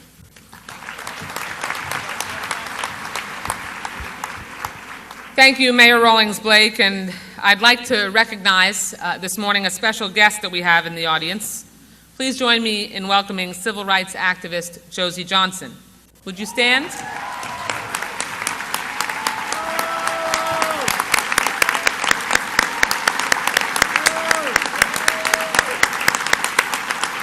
Ms. Johnson, while you are receiving your due applause, I want our DNC membership and anyone here listening to know that you have been a prominent leader in the fight for human rights and for all in Minnesota and across the country, and we welcome you here today, and thank you so much for your leadership. Thank you. So thank you all, Democrats, for joining us for this very special 2015 DNC summer meeting of the Democratic National Committee. This, as you've heard, is our last meeting until the Democratic National Convention next July 25th.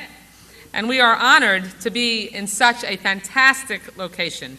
Our next guest is one of our gracious hosts this week and the mayor of the beautiful city of Minneapolis, Mayor Betsy Hodges. Before her election in 2014 as the 47th mayor of Minneapolis, she served on Minneapolis' city council, representing Ward 13, and made history when she became the first Democrat to win that race in 12 years. On the council, Ms. Hodges has served as chair of the Ways and Means and Budget Committee and the Intergovernmental Relations Committee. As someone who strongly believes in leveling the playing field for all Americans, Ms. Hodges joined the Minnesota Justice Foundation and Take Action Minnesota to ensure the people in Minneapolis have a fair shot to succeed.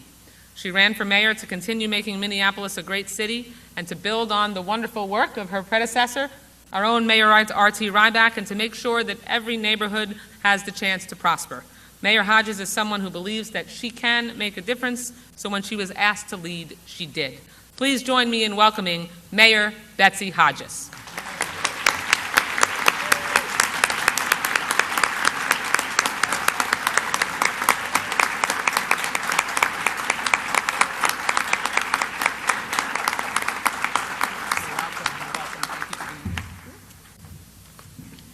Well, good morning, Democrats.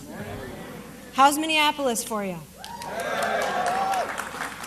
Welcome, welcome, welcome to our fair city. Welcome to Minneapolis. There's so much for you to do when you walk out these doors. We have a big river running through our city. We have lakes, we have parks, we have shopping, we have sports, we have theaters, and we have great peoples.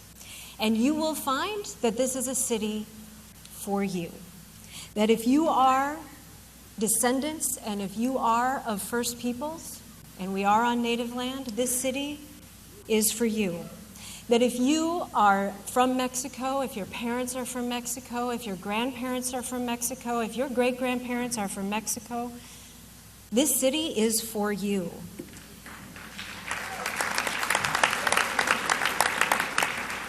If you are from anywhere on the African continent, from Egypt to South Africa, from Ghana to Somalia, this city is for you if that's where your parents are from, or your grandparents are from, or your great-grandparents are from.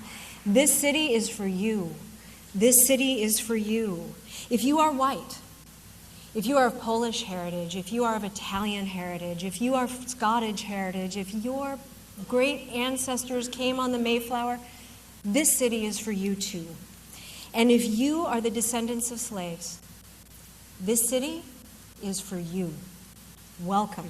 Welcome to our city. And make no mistake, We are a nation of immigrants, but we are not just a nation of immigrants. We are a nation of immigrants, slaves, and First People. And this city, and this state, and this country, they are for all of us. They are for all of us, and we get to prove that next year. We get to prove that next year. So welcome everyone to the city of Minneapolis. I'm so glad that you are here. And another person who knows exactly what it means to govern well, and to govern for every single person in his state. Someone who knows instinctively from the inside that he doesn't just assert that Scott Walker is wrong, he proves that Scott Walker is wrong. It is my great honor to introduce the great governor of the state of Minnesota, Governor Mark Dayton.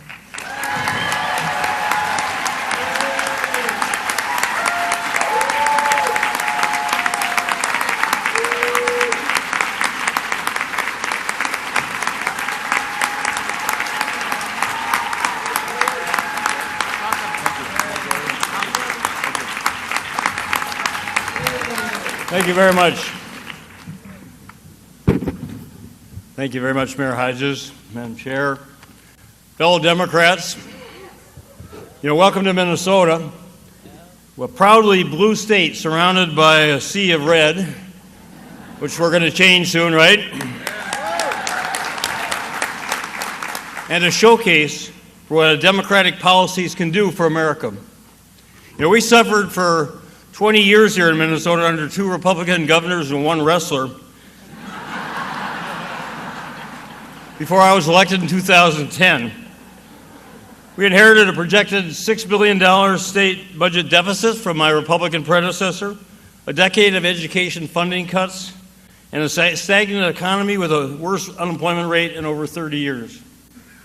The Republican governor in next door Wisconsin gave tax breaks to the rich, cut education funding, lost jobs, and forced the state into a $2 billion budget deficit.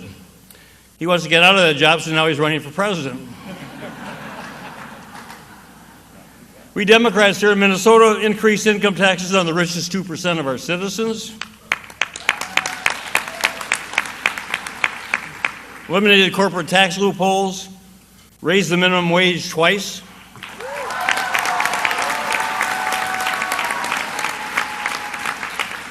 and added jobs. We now have a $2 billion surplus, which we're investing in better education, transportation, and health care.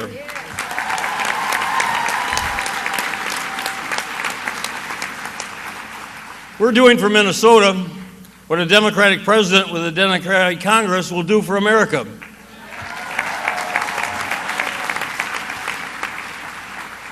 Whereas a Republican president would be an absolute nightmare. The Donald has trumped his fellow Republicans now with his trash talking, and their other candidates seem content to let him draw fire for proposing things that, in fact, many of them would do themselves.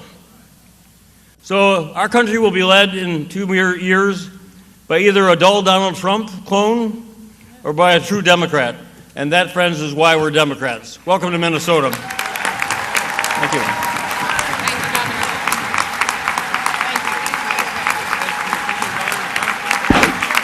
So much.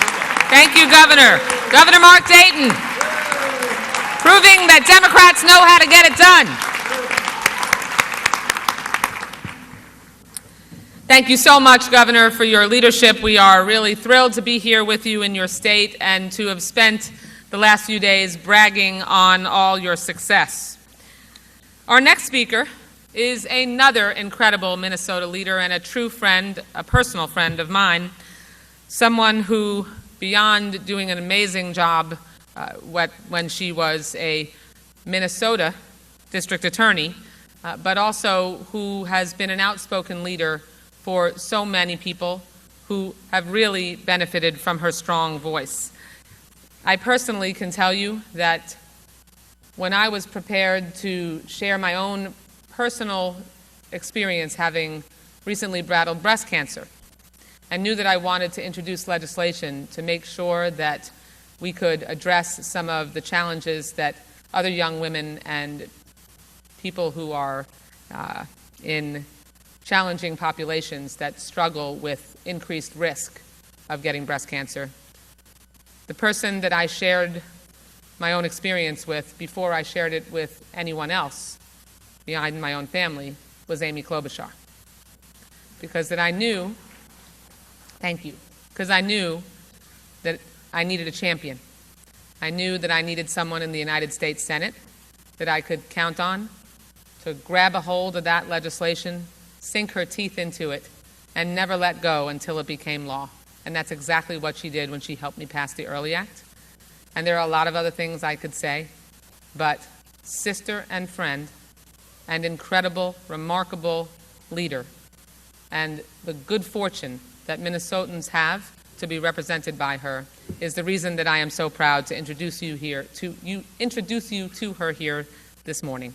Please join me in recognizing and welcoming to the stage United States Senator Amy Klobuchar.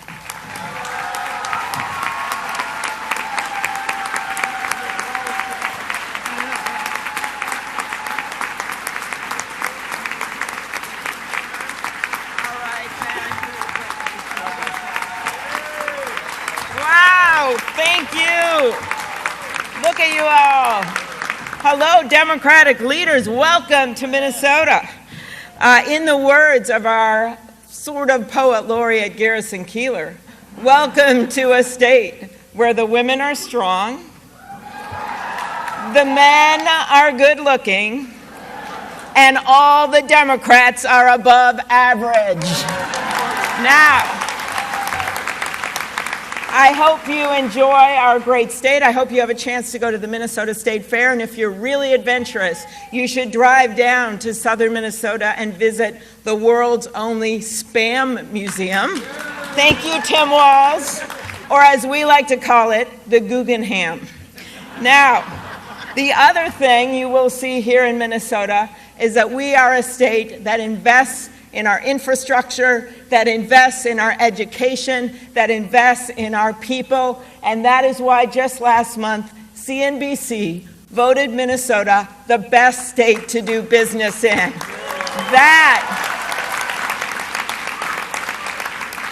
That, my friends, is what happens when Democrats are in charge. Now, we are gathered here today because we know how important 2016 is. It is the difference between electing an outstanding Democratic president or putting someone in the highest office in the land who thinks the explanation for our economic inequality is simply that Americans don't work hard enough. Or someone who believes in getting rid of the women's right to choose. Or someone who believes that children who are born in our country should be simply uprooted and sent away. You tell that to the 99-year-old Minnesota Hispanic World War II vet I met a few years ago. He was brought to this country as a 5-year-old, didn't know he was undocumented, signed up to serve, ended up going to Canada for one day to become legal, and he served under General MacArthur in the Pacific. My fellow Democrats, are we going to let Donald Trump tell that vet we didn't need him and we wished he'd go away? I don't think so. Now, this election is going to be up to you. And I remind you that in 2016, it's not only the presidency that is up for grabs, it is also the Congress. It is also the United States Senate. What do I mean by this? I mean a confirmation process for our next U.S. Supreme Court justice. I mean overturning Citizens United.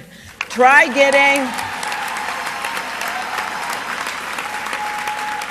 getting a constitutional amendment to do that through a Republican Senate.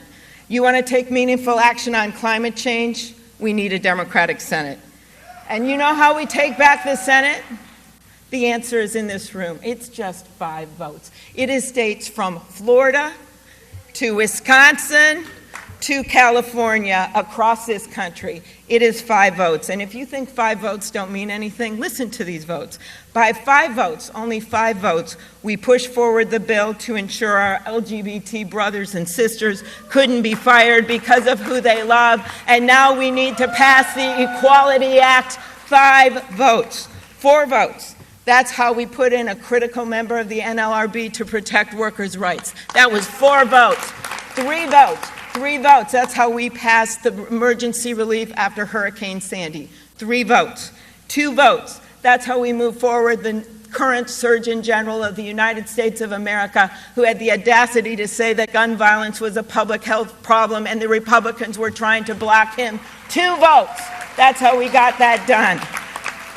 1 vote, my friends. That is how we passed the Affordable Care Act in the United States Senate to guarantee the people of this country. 1 vote. So that's what I'm asking you to do. In addition to winning our presidential election, we have to win back the House and the Senate. And in the Senate, it is as easy as knowing how to count. 1, 2, 3, 4, 5. So I'm asking you to go out and get those votes and don't take no for an answer. I never did. I stand here before you today as a granddaughter of immigrants, as a granddaughter of an iron ore miner who worked 1,500 feet underground in the mines in Ely, Minnesota, saved money in a coffee can to send my dad, his son, to college. I stand before you today as the daughter of a newspaperman and a teacher. And I stand before you today as the first woman elected to the United States Senate from the state of Minnesota. I never took no for an answer.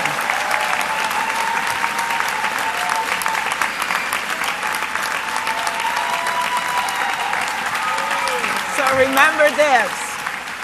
As you go forward today, take the spirit of Minnesota with you, because you are in the state of Vice President Walter Mondale, sitting in the first row. You are in the state.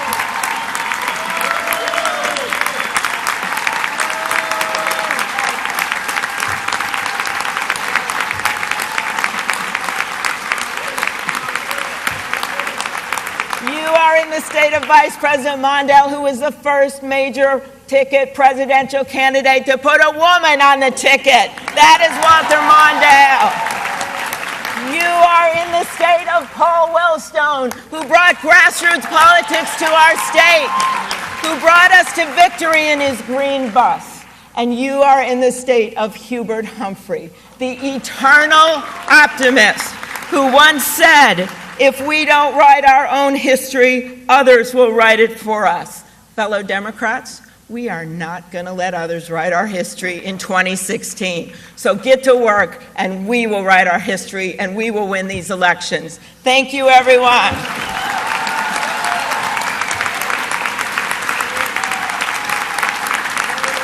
Thank you.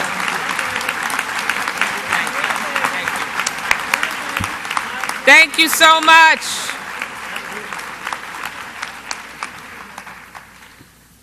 Thank you, Amy. Thank you both for your service to your state and your nation, but also for the important work that you're doing in the United States Senate. I'd now like to ask everyone to turn their attention to the screens for a special video message from President Barack Obama. Democrats, I'm sorry I can't be there with you in person, especially because I wouldn't be here without you in the first place. 8 years ago, I was one of the many candidates sharing my vision for our country's future.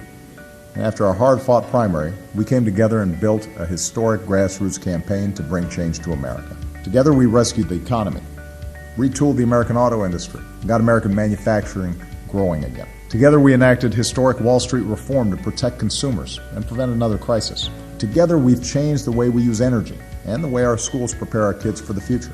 Together, we reformed our healthcare system, and another 16 million Americans now know the peace of mind of health insurance.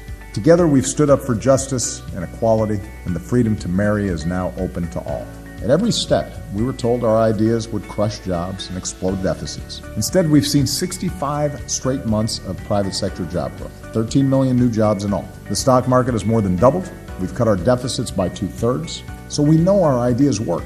We know that middle-class economics works. Of course, that's not stopping the busload of candidates on the other side from running on the exact same top-down economic policies that almost crashed our economy in the first place. So we're going to have to fight just as hard in this election as we did in the last two. We've got an incredible slate of candidates who are determined to make sure that every American who works hard has a chance to get ahead. The candidates at this year's meeting won't always agree on everything, and that's the way it should be. But they all believe America does best when everybody gets a fair shot. Everybody does their fair share. And everybody plays by the same set of rules. No matter who's on the ballot next November, that's the choice we're going to face, and that's why I'm still fired up and I'm still ready to go.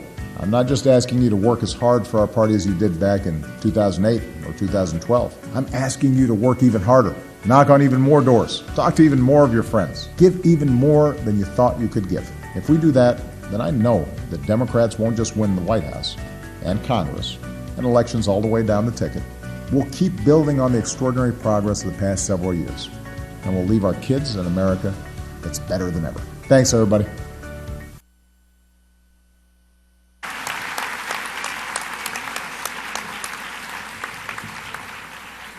Thank you so much, and aren't we proud of our fantastic President of the United States and Barack Obama?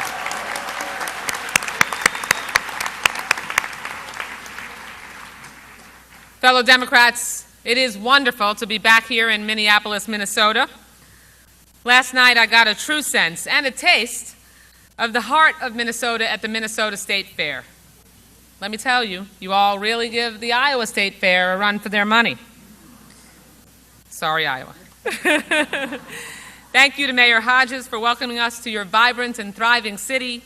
I know that you are building on the success of your predecessor, our very own DNC Vice Chair R.T. Ryback, as we've already acknowledged, but it should be acknowledged again. R.T., your stewardship and many contributions to this community has so obviously left a lasting legacy, and we are grateful as Democrats, and I know your fellow Minnesotans are grateful as well.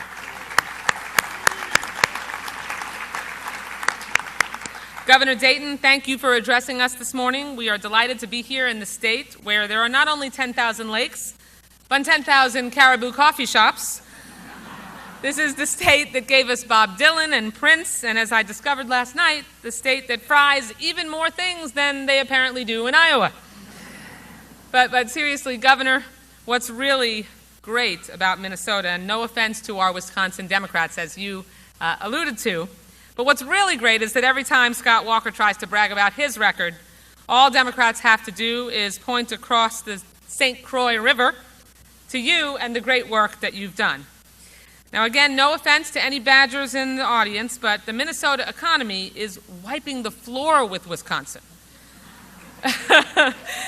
And that is no exaggeration. This is what it looks like when you put middle-class families first, instead of catering to those at the very top.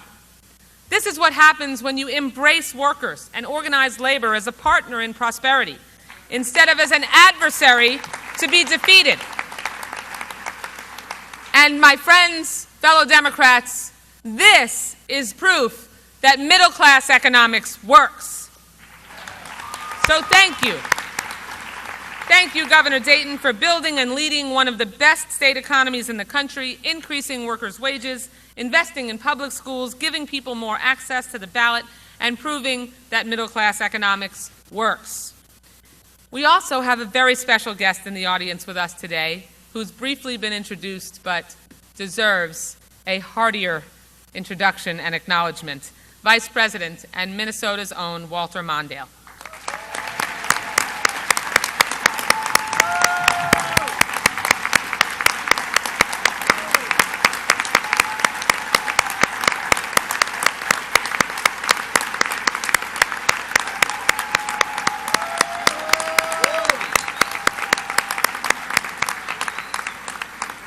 While in the United States Senate, Vice President Mondale put economic fairness and civil rights front and center, sponsoring the Fair Housing Act, which created HUD's Office of Fair Housing and Equal Opportunity.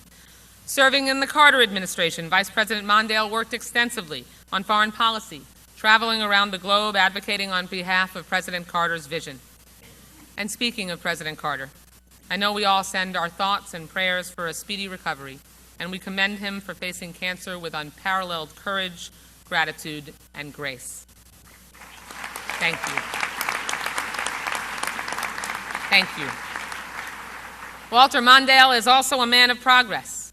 In 1984, as I was graduating from high school and starting college, I remember the excitement and exhilaration I and so many women and girls felt when he chose Geraldine Ferraro to serve as his running mate. The first woman ever nominated for that position by a major political party. I remember that feeling, Mr. Vice President, like it was yesterday. So thank you. Thank you for all the girls in America whose parents, like mine, raised us to believe that a little girl in America could grow up and one day reach the highest office in the land. And you started that path forward. So thank you so much. Thank you.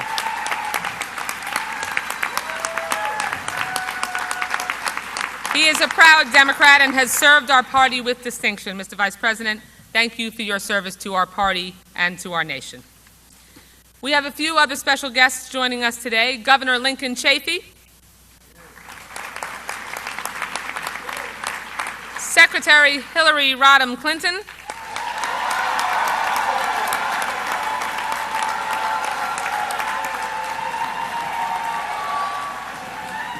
Governor Martin O'Malley, and U.S. Senator Bernie Sanders.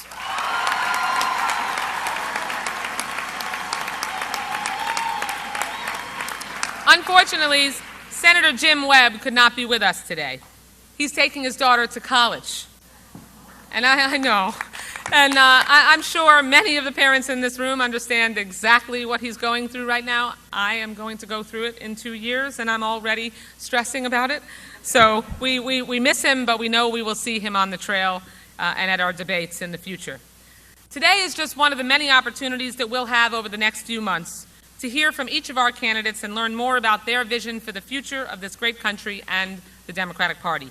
Like you, I'm excited to hear their plans for moving our nation forward, building on the successes of President Barack Obama. And again, speaking of President Obama, aren't we proud of our president? Let me tell you, my friends, here's why we should be proud. Under his leadership, this country has seen 65 straight months of private sector job growth, the creation of 13 million jobs, deficits cut by 2/3, access to quality, affordable health care extended to 16 million more Americans, Wall Street reform, student loan reform, and the end of Don't Ask, Don't Tell and DOMA. Now love is finally the law of the land in all 50 states of these United States of America. Finally. Now, as you listen to our candidates today, remember this progress, because these are the issues that are at stake next November. If you want to truly see two completely different visions for the country, all you have to do is have a look at the gaping difference between the Democratic and Republican parties. And it's up to each of us in this room to help the American people see the chasm up close. No matter who we ultimately choose as our Democratic nominee, we know the candidate will fight for middle-class families and those still trying to get there themselves. That's because Democrats are the party of inclusion, empowerment, and expanded opportunity. Thank you. We are the party that believes that no one should go bankrupt from an illness or spend the remaining years of their lives in poverty. We are the party that stands with students like the beautiful young woman who delivered our Pledge of Allegiance this morning, Karen Guadalupe Velez-Barron. Karen is a dreamer who, like so many of her brothers and sisters, seeks stability, a quality education, and access to the American dream. And we will, as a party, make sure that she and her sisters and brothers are not denied access to that American dream, won't we? Won't we, my fellow Democrats? We are the party that believes women deserve equal pay for equal work, must be able to control our own health care decisions, and can break through any glass or marble ceiling that they set their minds to. That's what I tell my two beautiful young daughters every single day. We are the party that embraces all religious faiths. Throughout today's two general sessions, as you just experienced, we'll open and close prayers from two rabbis, an imam, and a Christian minister. And we are the party that believes this is a better nation when more people exercise their right to vote, not fewer, as the Republicans believe. Democrats are committed to ensuring that every eligible voter is registered, every registered voter is able to vote, and that every vote is accurately counted. Are you with me, fellow Democrats? That's right. That's who we are. It is us. It is the Democratic Party that stands up and makes sure that every person has their voice heard, that goes to bat for not just the wealthy and the powerful, but for the people who are downtrodden, who need our voices to lift them up, who need our shoulders to stand upon so that they can make sure that they can build towards the cornerstones of a middle-class life. That is the difference that we will present to voters over the course of the next 15 months when we elect the 45th President of the United States of America. Are you with me, fellow Democrats? Thank you. Thank you. Now, like you, I expect a pretty robust debate in our Democratic primary. After all, we're Democrats. And there might be disagreements that emerge in the coming months as our candidates talk about their specific plans. That is part of having a healthy dialogue and a robust discussion so that we can make sure that we move forward the best ideas to move this country forward. We don't take our ball and go home just because someone has a difference of opinion or a different experience. We welcome their culture, their heritage, their personal journeys, and we believe that we build an even stronger America when we all come together. Our unity is our strength, which is why it is fitting that the next time we all meet together, it will be in the city of brotherly love and sisterly affection. Are we excited about Philly in 2016, my fellow Democrats? The convention team, the amazing convention team led by the Reverend Leah Daughtry, our CEO, and the host committee co-chaired by Mayor Michael Nutter, Governor Ed Rendell, our former DNC chair, and others are well on their way towards making this the best, most diverse and engaging convention in our party's history, where, as I said, we will nominate our nation's 45th President of the United States of America.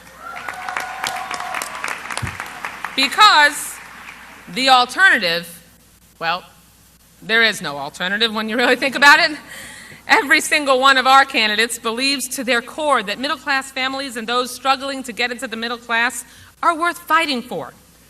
The next Democratic nominee, no matter who he or she may be, is committed to ensuring all Americans have a level playing field and a fair shot to get ahead. Now, the same cannot be said for the Republican Party. Simply put, they are out of touch and their policies are outdated. They want to turn back the clock to the failed policies of the past. I guess Republicans must be working off of the theory that if you throw enough stuff up on the wall, maybe something will stick. But it frankly doesn't matter how many candidates Republicans have, because they're all working from that same old tired Republican playbook of policies that don't move us forward, but hurt women, immigrants, and the middle class. Unacceptable. Well, unfortunately, that is all I have of this DNC summer meeting event. I just wanted to cheat and show you that Mike's hovering. Crit mode. They're all very invested. Yeah, they're all very invested in you. Do you have your Twitter set up yet? Yes, I do. Oh. Mike Pache, Fox 10. Oh, nice. How do you spell your last name? Pache. So, if you're interested in following Mike, which you were all asking me about earlier. See, there we go. We are all rets to go. Now, next I have John Hook's Newsmaker Sunday. This aired yesterday. This is really interesting. I saw this actually come to John in our editorial meeting. I kind of saw it in his head as he was discussing workplace violence when we were talking about that horrible shooting of the reporters by the jilted former reporter. John Hook said we need to get somebody in here to talk about workplace violence, and you could see in his head that he was concocting his new Newsmakers episode. So that's what we are going to turn on right now and watch Newsmaker Sunday with John Hook. And hopefully he'll talk to us about it in a few minutes. Thanks for joining us on Newsmaker Sunday. We're going to talk a little bit about what happened in Virginia, in Roanoke, with these two television employees who were killed this week by a former employee. And the reason we're going to talk about it is not because these were TV employees. In fact, just opinion here, I've been kind of concerned that we are overdoing this entire thing because we somehow feel personally touched by it. But workplace violence happens around this country every day. Let me throw some numbers at you. Last month in America, 97 incidents of workplace violence, 33 of them in Arizona. That's one every day. Maybe not surprising in a state that's pushing 6 million people. But nationwide this year, 80 people dead, 137 wounded in workplace violence.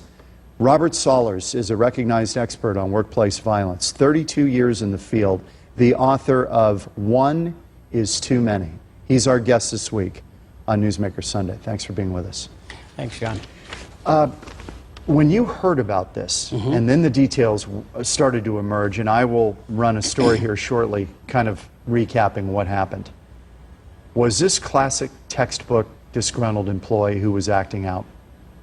I would say so, yes. I mean, he bided his time. He admitted that his anger was boiling over and that, the pot was, boiling over, and he was just very upset and angry about everything that had happened. Is there a statute of limitations on how long you need to watch an employee, if you know what I mean? Yeah, it had been 2 years since he'd been dismissed. Right. Is there a point where everybody lets their guard down and says, well, he's not a problem anymore? That was years ago.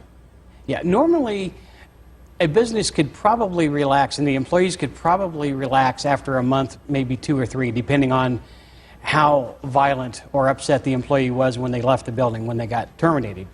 But, coming back after 2 years or longer, in some cases, those are the ones that really catch you by surprise. That's an outlier then. Yeah. Let's roll this story on the shooting and what happened, just to recap what was really a sad, tragic story out of Virginia. Take a look. A reporter and photographer doing a routine live interview in Virginia. As viewers of WDBJ watched, a gunman opened fire on the two of them and a member of the Chamber of Commerce that was being interviewed. Both the reporter, Allison Parker, and photographer Adam Ward were killed. His camera capturing a quick image of the suspect, Vester Lee Flanagan II, a former employee of the station who was also known as Bryce Williams. The suspect from this incident, this shooting, died at Fairfax and Nova Hospital in Northern Virginia as a result of a self-inflicted gunshot wound. Flanagan had sent out a number of tweets after the shooting saying things like, "I filmed the shooting, see Facebook." Also, Adam went to HR after working with me one time.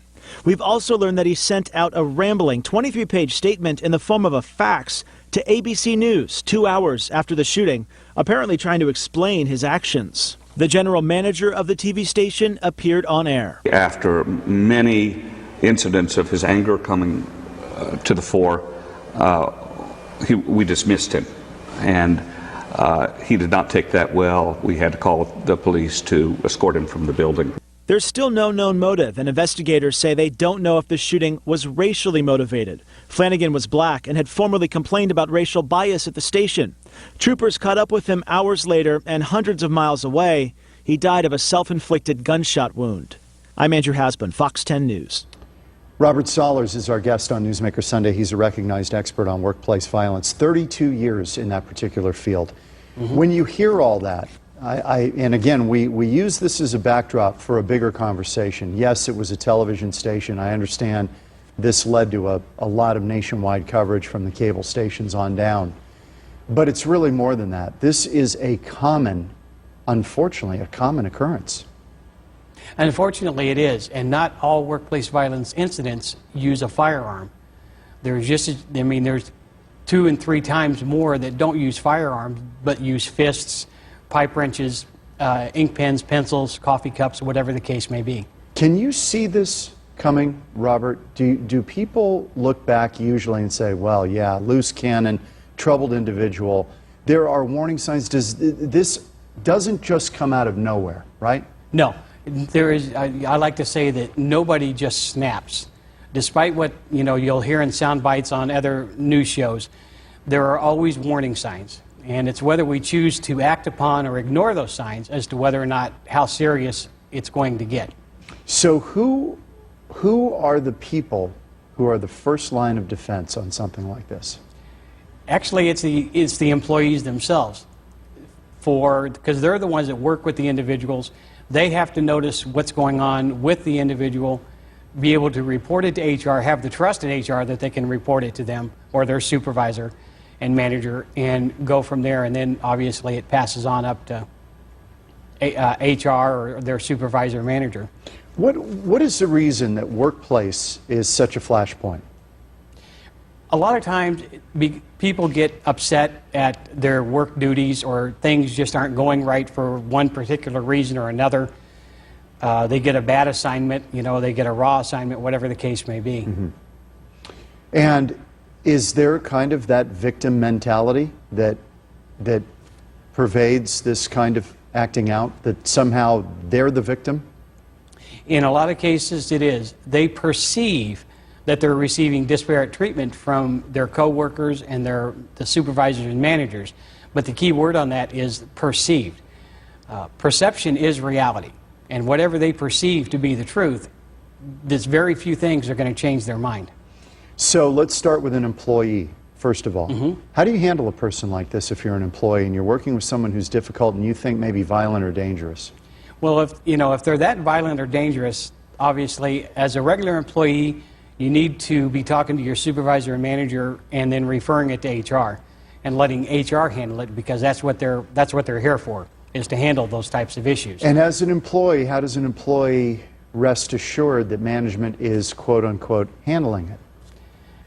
To be honest, most employees will never know whether or not it's been handled, because, again, it's the kind of thing that management and HR will just kind of keep hush-hush, and there are, the privacy rules within, HR laws and regulations. Let's talk about that for a minute, because these privacy rules strike me as a double-edged sword. Yes, it protects the employee, but on the other hand, former employers cannot be brutally honest about who they've got or had when another future employer is getting ready to hire that person. You can't, in other words, say, John was a nutcase and I would never hire this guy again. You can't say that again. Or you couldn't say, I think he's dangerous. Mm-hmm. I wouldn't hire him. You can't say that. You can, but it has to be off the record and make sure that there is no record of you saying that to the potential new employer. Well, that's interesting. So you're saying that this does go on with employers, that despite the law, employers sometimes will level with one another and say, let me just tell you off the record, I would not hire him. Right. And that's where we've gotten away from the phone contact of references like what we did 20, 30, 40 years ago. And it's all done by email or fax or whatever the case may be. And when you do that, there's a record of the former employer telling the new employer, this guy's wacko, and I wouldn't hire him. He made threats and this and that and something else. This is the amazing thing. This guy, who was troubled and had been troubled for 15 years on his former jobs at television stations, continued, here he is, he continued to get hired. Right. Over and over again, until finally his time ran out in Roanoke. This is Vesterly Flanagan, and he is the gunman and the person responsible, who went by Bryce Williams on the air. This is his Facebook we're looking at, where he posted all of this in a macabre, horrid, lurid showing. What do you think that was all about? He wanted the attention. He wanted everybody to know that, he was the center of attention, that he was important. He obviously felt that he wasn't getting the attention that he deserved. And again, that falls back into, he wanted to be the center of attention, and he wasn't. Let's get back to management for a minute. We talked about what employees can do. What can managers do when you have a flare-up of somebody, let's just say it starts the first incident where they really go off the wall, the employee. How should the employer handle it? Well, they need to pull the person off of the floor, whatever floor we're talking about, be it manufacturing, a TV station, or whatever the case may be. Take them aside, talk to them privately, try to find out what's wrong and why they went off on their coworker or client or whatever the case may be. In non-threatening terms? In non-threatening terms. How? Give me a. Go ahead. Kind of play with me here. You're Okay. the manager, I'm the Mhm. employee. What do you say to me if I've just blown up in the newsroom? What's going on? What are you doing this? You know, you've never done this before. You know, what's going on? Is there something wrong? You know, and then you have to start asking the probing questions. You know, is there something wrong at home? But you say in your book that the manager has to listen to this person. right. As crazy as what they're saying may be, you need to hear them out because they need to be heard. That's right, yeah. Whatever they're going to sit there and talk to you about, you have to sit there and listen and make sure that they are the center of attention while the two of you are together. And make sure that if you're doing work on the computer, make sure that they know that it's their issue that you're typing into the computer to document. And So let them not know something you're else. documenting. Right. In other words, you don't want them to get the impression that you're doing side work while you're supposedly listening to them. That's right. So hearing them out is important. Mm-hmm. Even if what they're saying is nuts. Yeah, unfortunately, sometimes, yeah. You got to give them a hearing. You've got to give them a hearing, because a good manager who knows their people will pick out the one or two nuggets in an hour-long conversation that can get to the heart of the issue. Back to management for a minute. This strikes me that a lot of this starts in the vetting process of hiring. Mm-hmm. How do you vet this stuff if you're an employer? Well, your pre-employment screening process is the first. Your background checks, your credit checks, if you're allowed. There's been so many laws passed in the past 10 years or so against being able to do criminal background checks and credit checks and motor vehicle checks and so on. But you have to do the best you can as an employer to check those things. Do you believe that as a society we've become too protective of the individual, that employers cannot get enough information now to find out about an employee? That we've tipped it too far where it's hard to find out and learn ahead of time about a threat? Sometimes that can be the case. Other times the potential employee won't show any signs of anything until they come to work for you. Is it a threat to the troubled employee to offer up counseling? Is that taken as an affront and a flashpoint? Again, it depends on the employee. And when the manager or HR is talking to them, they have to feel them out for that, and not just as a pat thing to say, okay, you need to go to counseling as part of our employee assistance program. They need to make sure that they can cajole and nudge and say, this might be a good thing for you, and this will give you somebody to talk to who has better answers than I may have, or something along those lines. Robert Sollars is a recognized expert on workplace violence, 32 years in this particular field. He's written the book, One is Too Many. And as we mentioned at the outset, this year, 80 dead, 137 wounded in America in workplace violence. Back in a minute, we continue our conversation on Newsmaker Sunday. Newsmaker Sunday, we are covering the story of workplace violence with the backdrop of what happened in Virginia this week as a television reporter and cameraman were shot to death during a live television interview in Virginia. The gunman, a former employee of that particular television station, shot and killed these two people and then later killed himself during a chase with police. Robert Sollars is a recognized expert on workplace violence. He is the author of One is Too Many, his book on workplace violence. He has spent 32 years in the field. He is now legally blind, but this is a condition that really came on for you recently, right? Yeah, it's been 12 years ago. But you're still able to do Phoenix. your job, and it's a pleasure to have you on the program. I want to go back to this horrific shooting that happened here in Phoenix 2 years ago. You'll remember this if you lived here.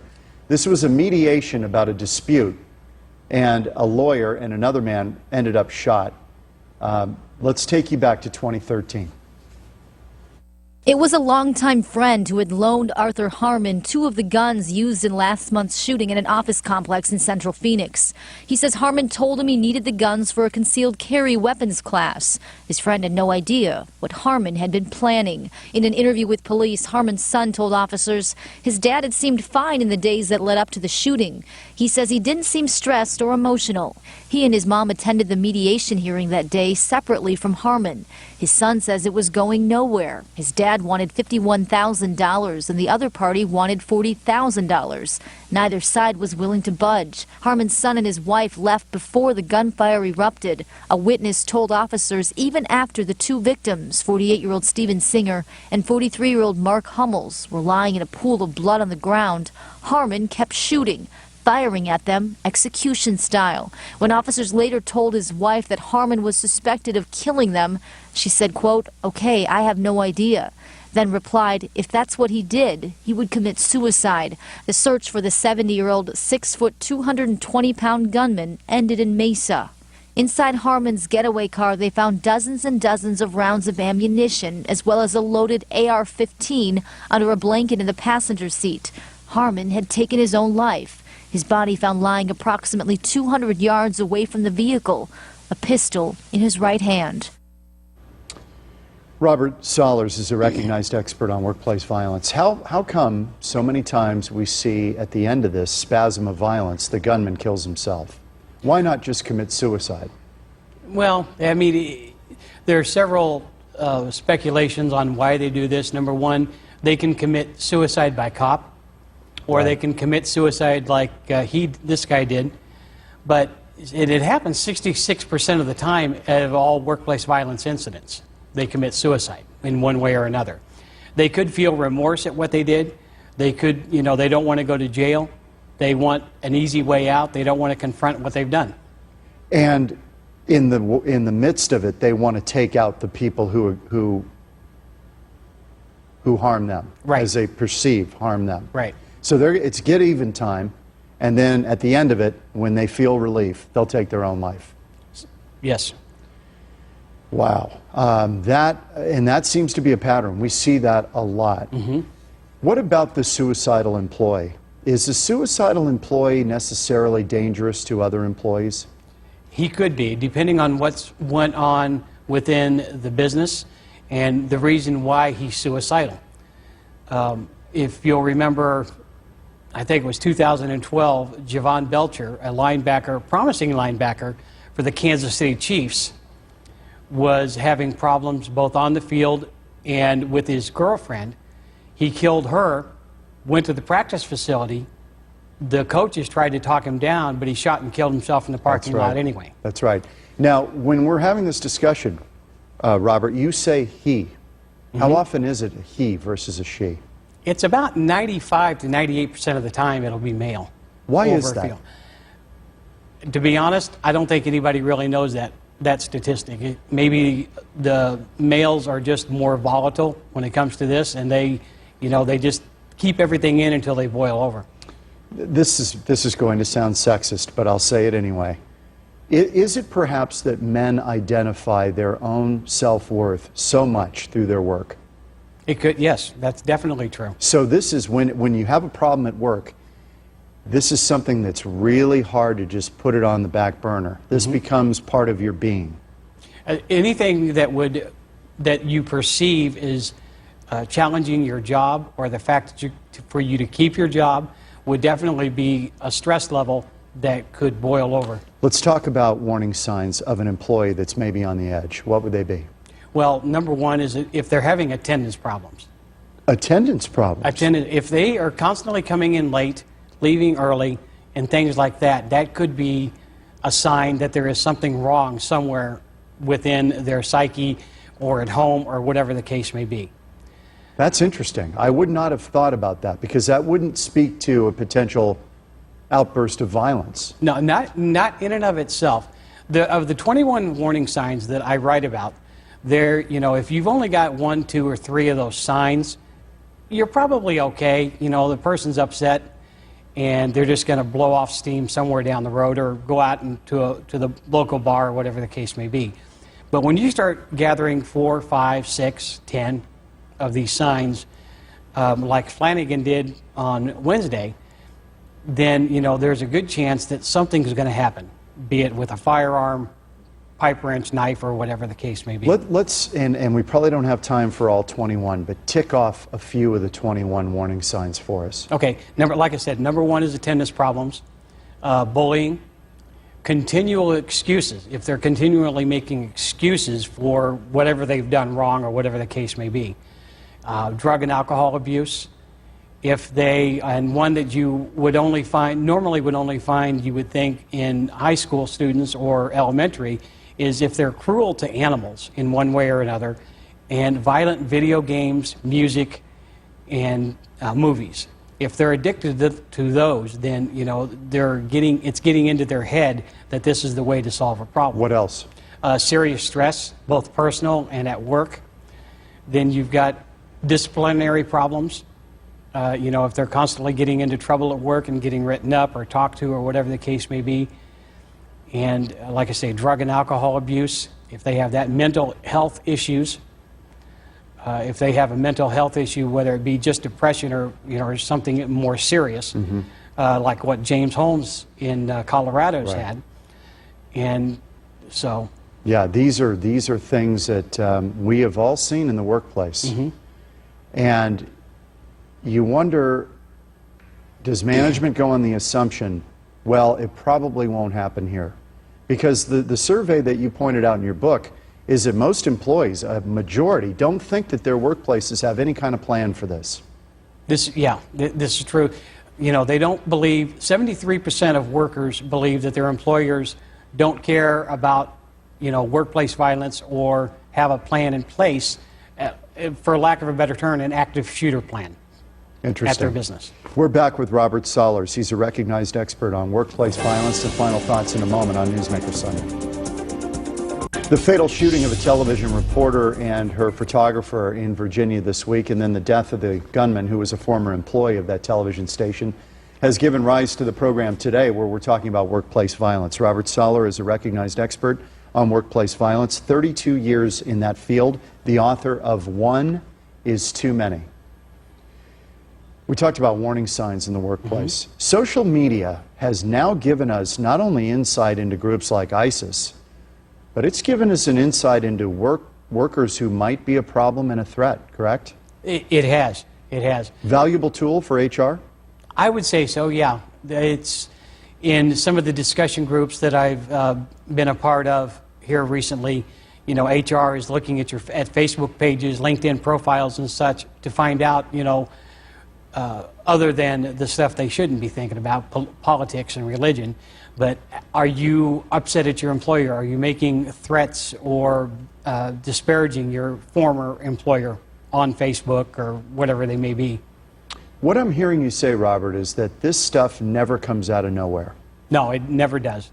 Never does. You've always got the warning signs. And again, you can either choose to act upon them or ignore them.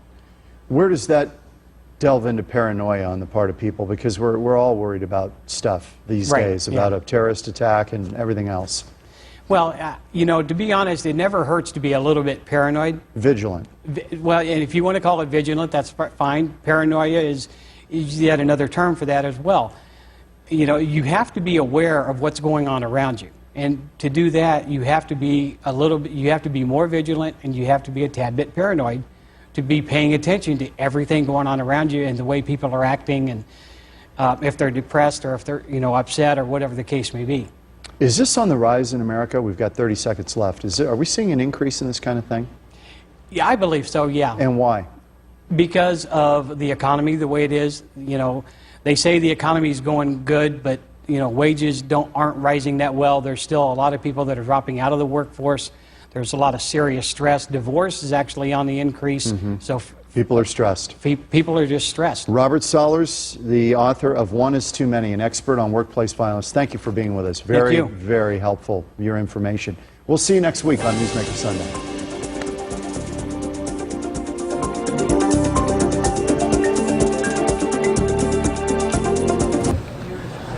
Nope, we're not going to watch Donald Trump because now you get us. Hey! So tell us a little bit about you. What's your favorite TV show, Mike? Right now I would have to go with. I love any of those Kitchen Nightmares shows. Did you ever go to Amy and Sammy's Baking Company? I know I didn't. What are you doing? But now it's not open anymore. I know, so you missed your opportunity. I know, I did. What did you think of it when you went? It was delicious. The dessert, I would always eat my dessert first. Now, were they as crazy as you saw on TV? They were very sweet. Okay. Yeah, I'm gonna make our lower third. There we This is go. our first one. Aww. First, lower third.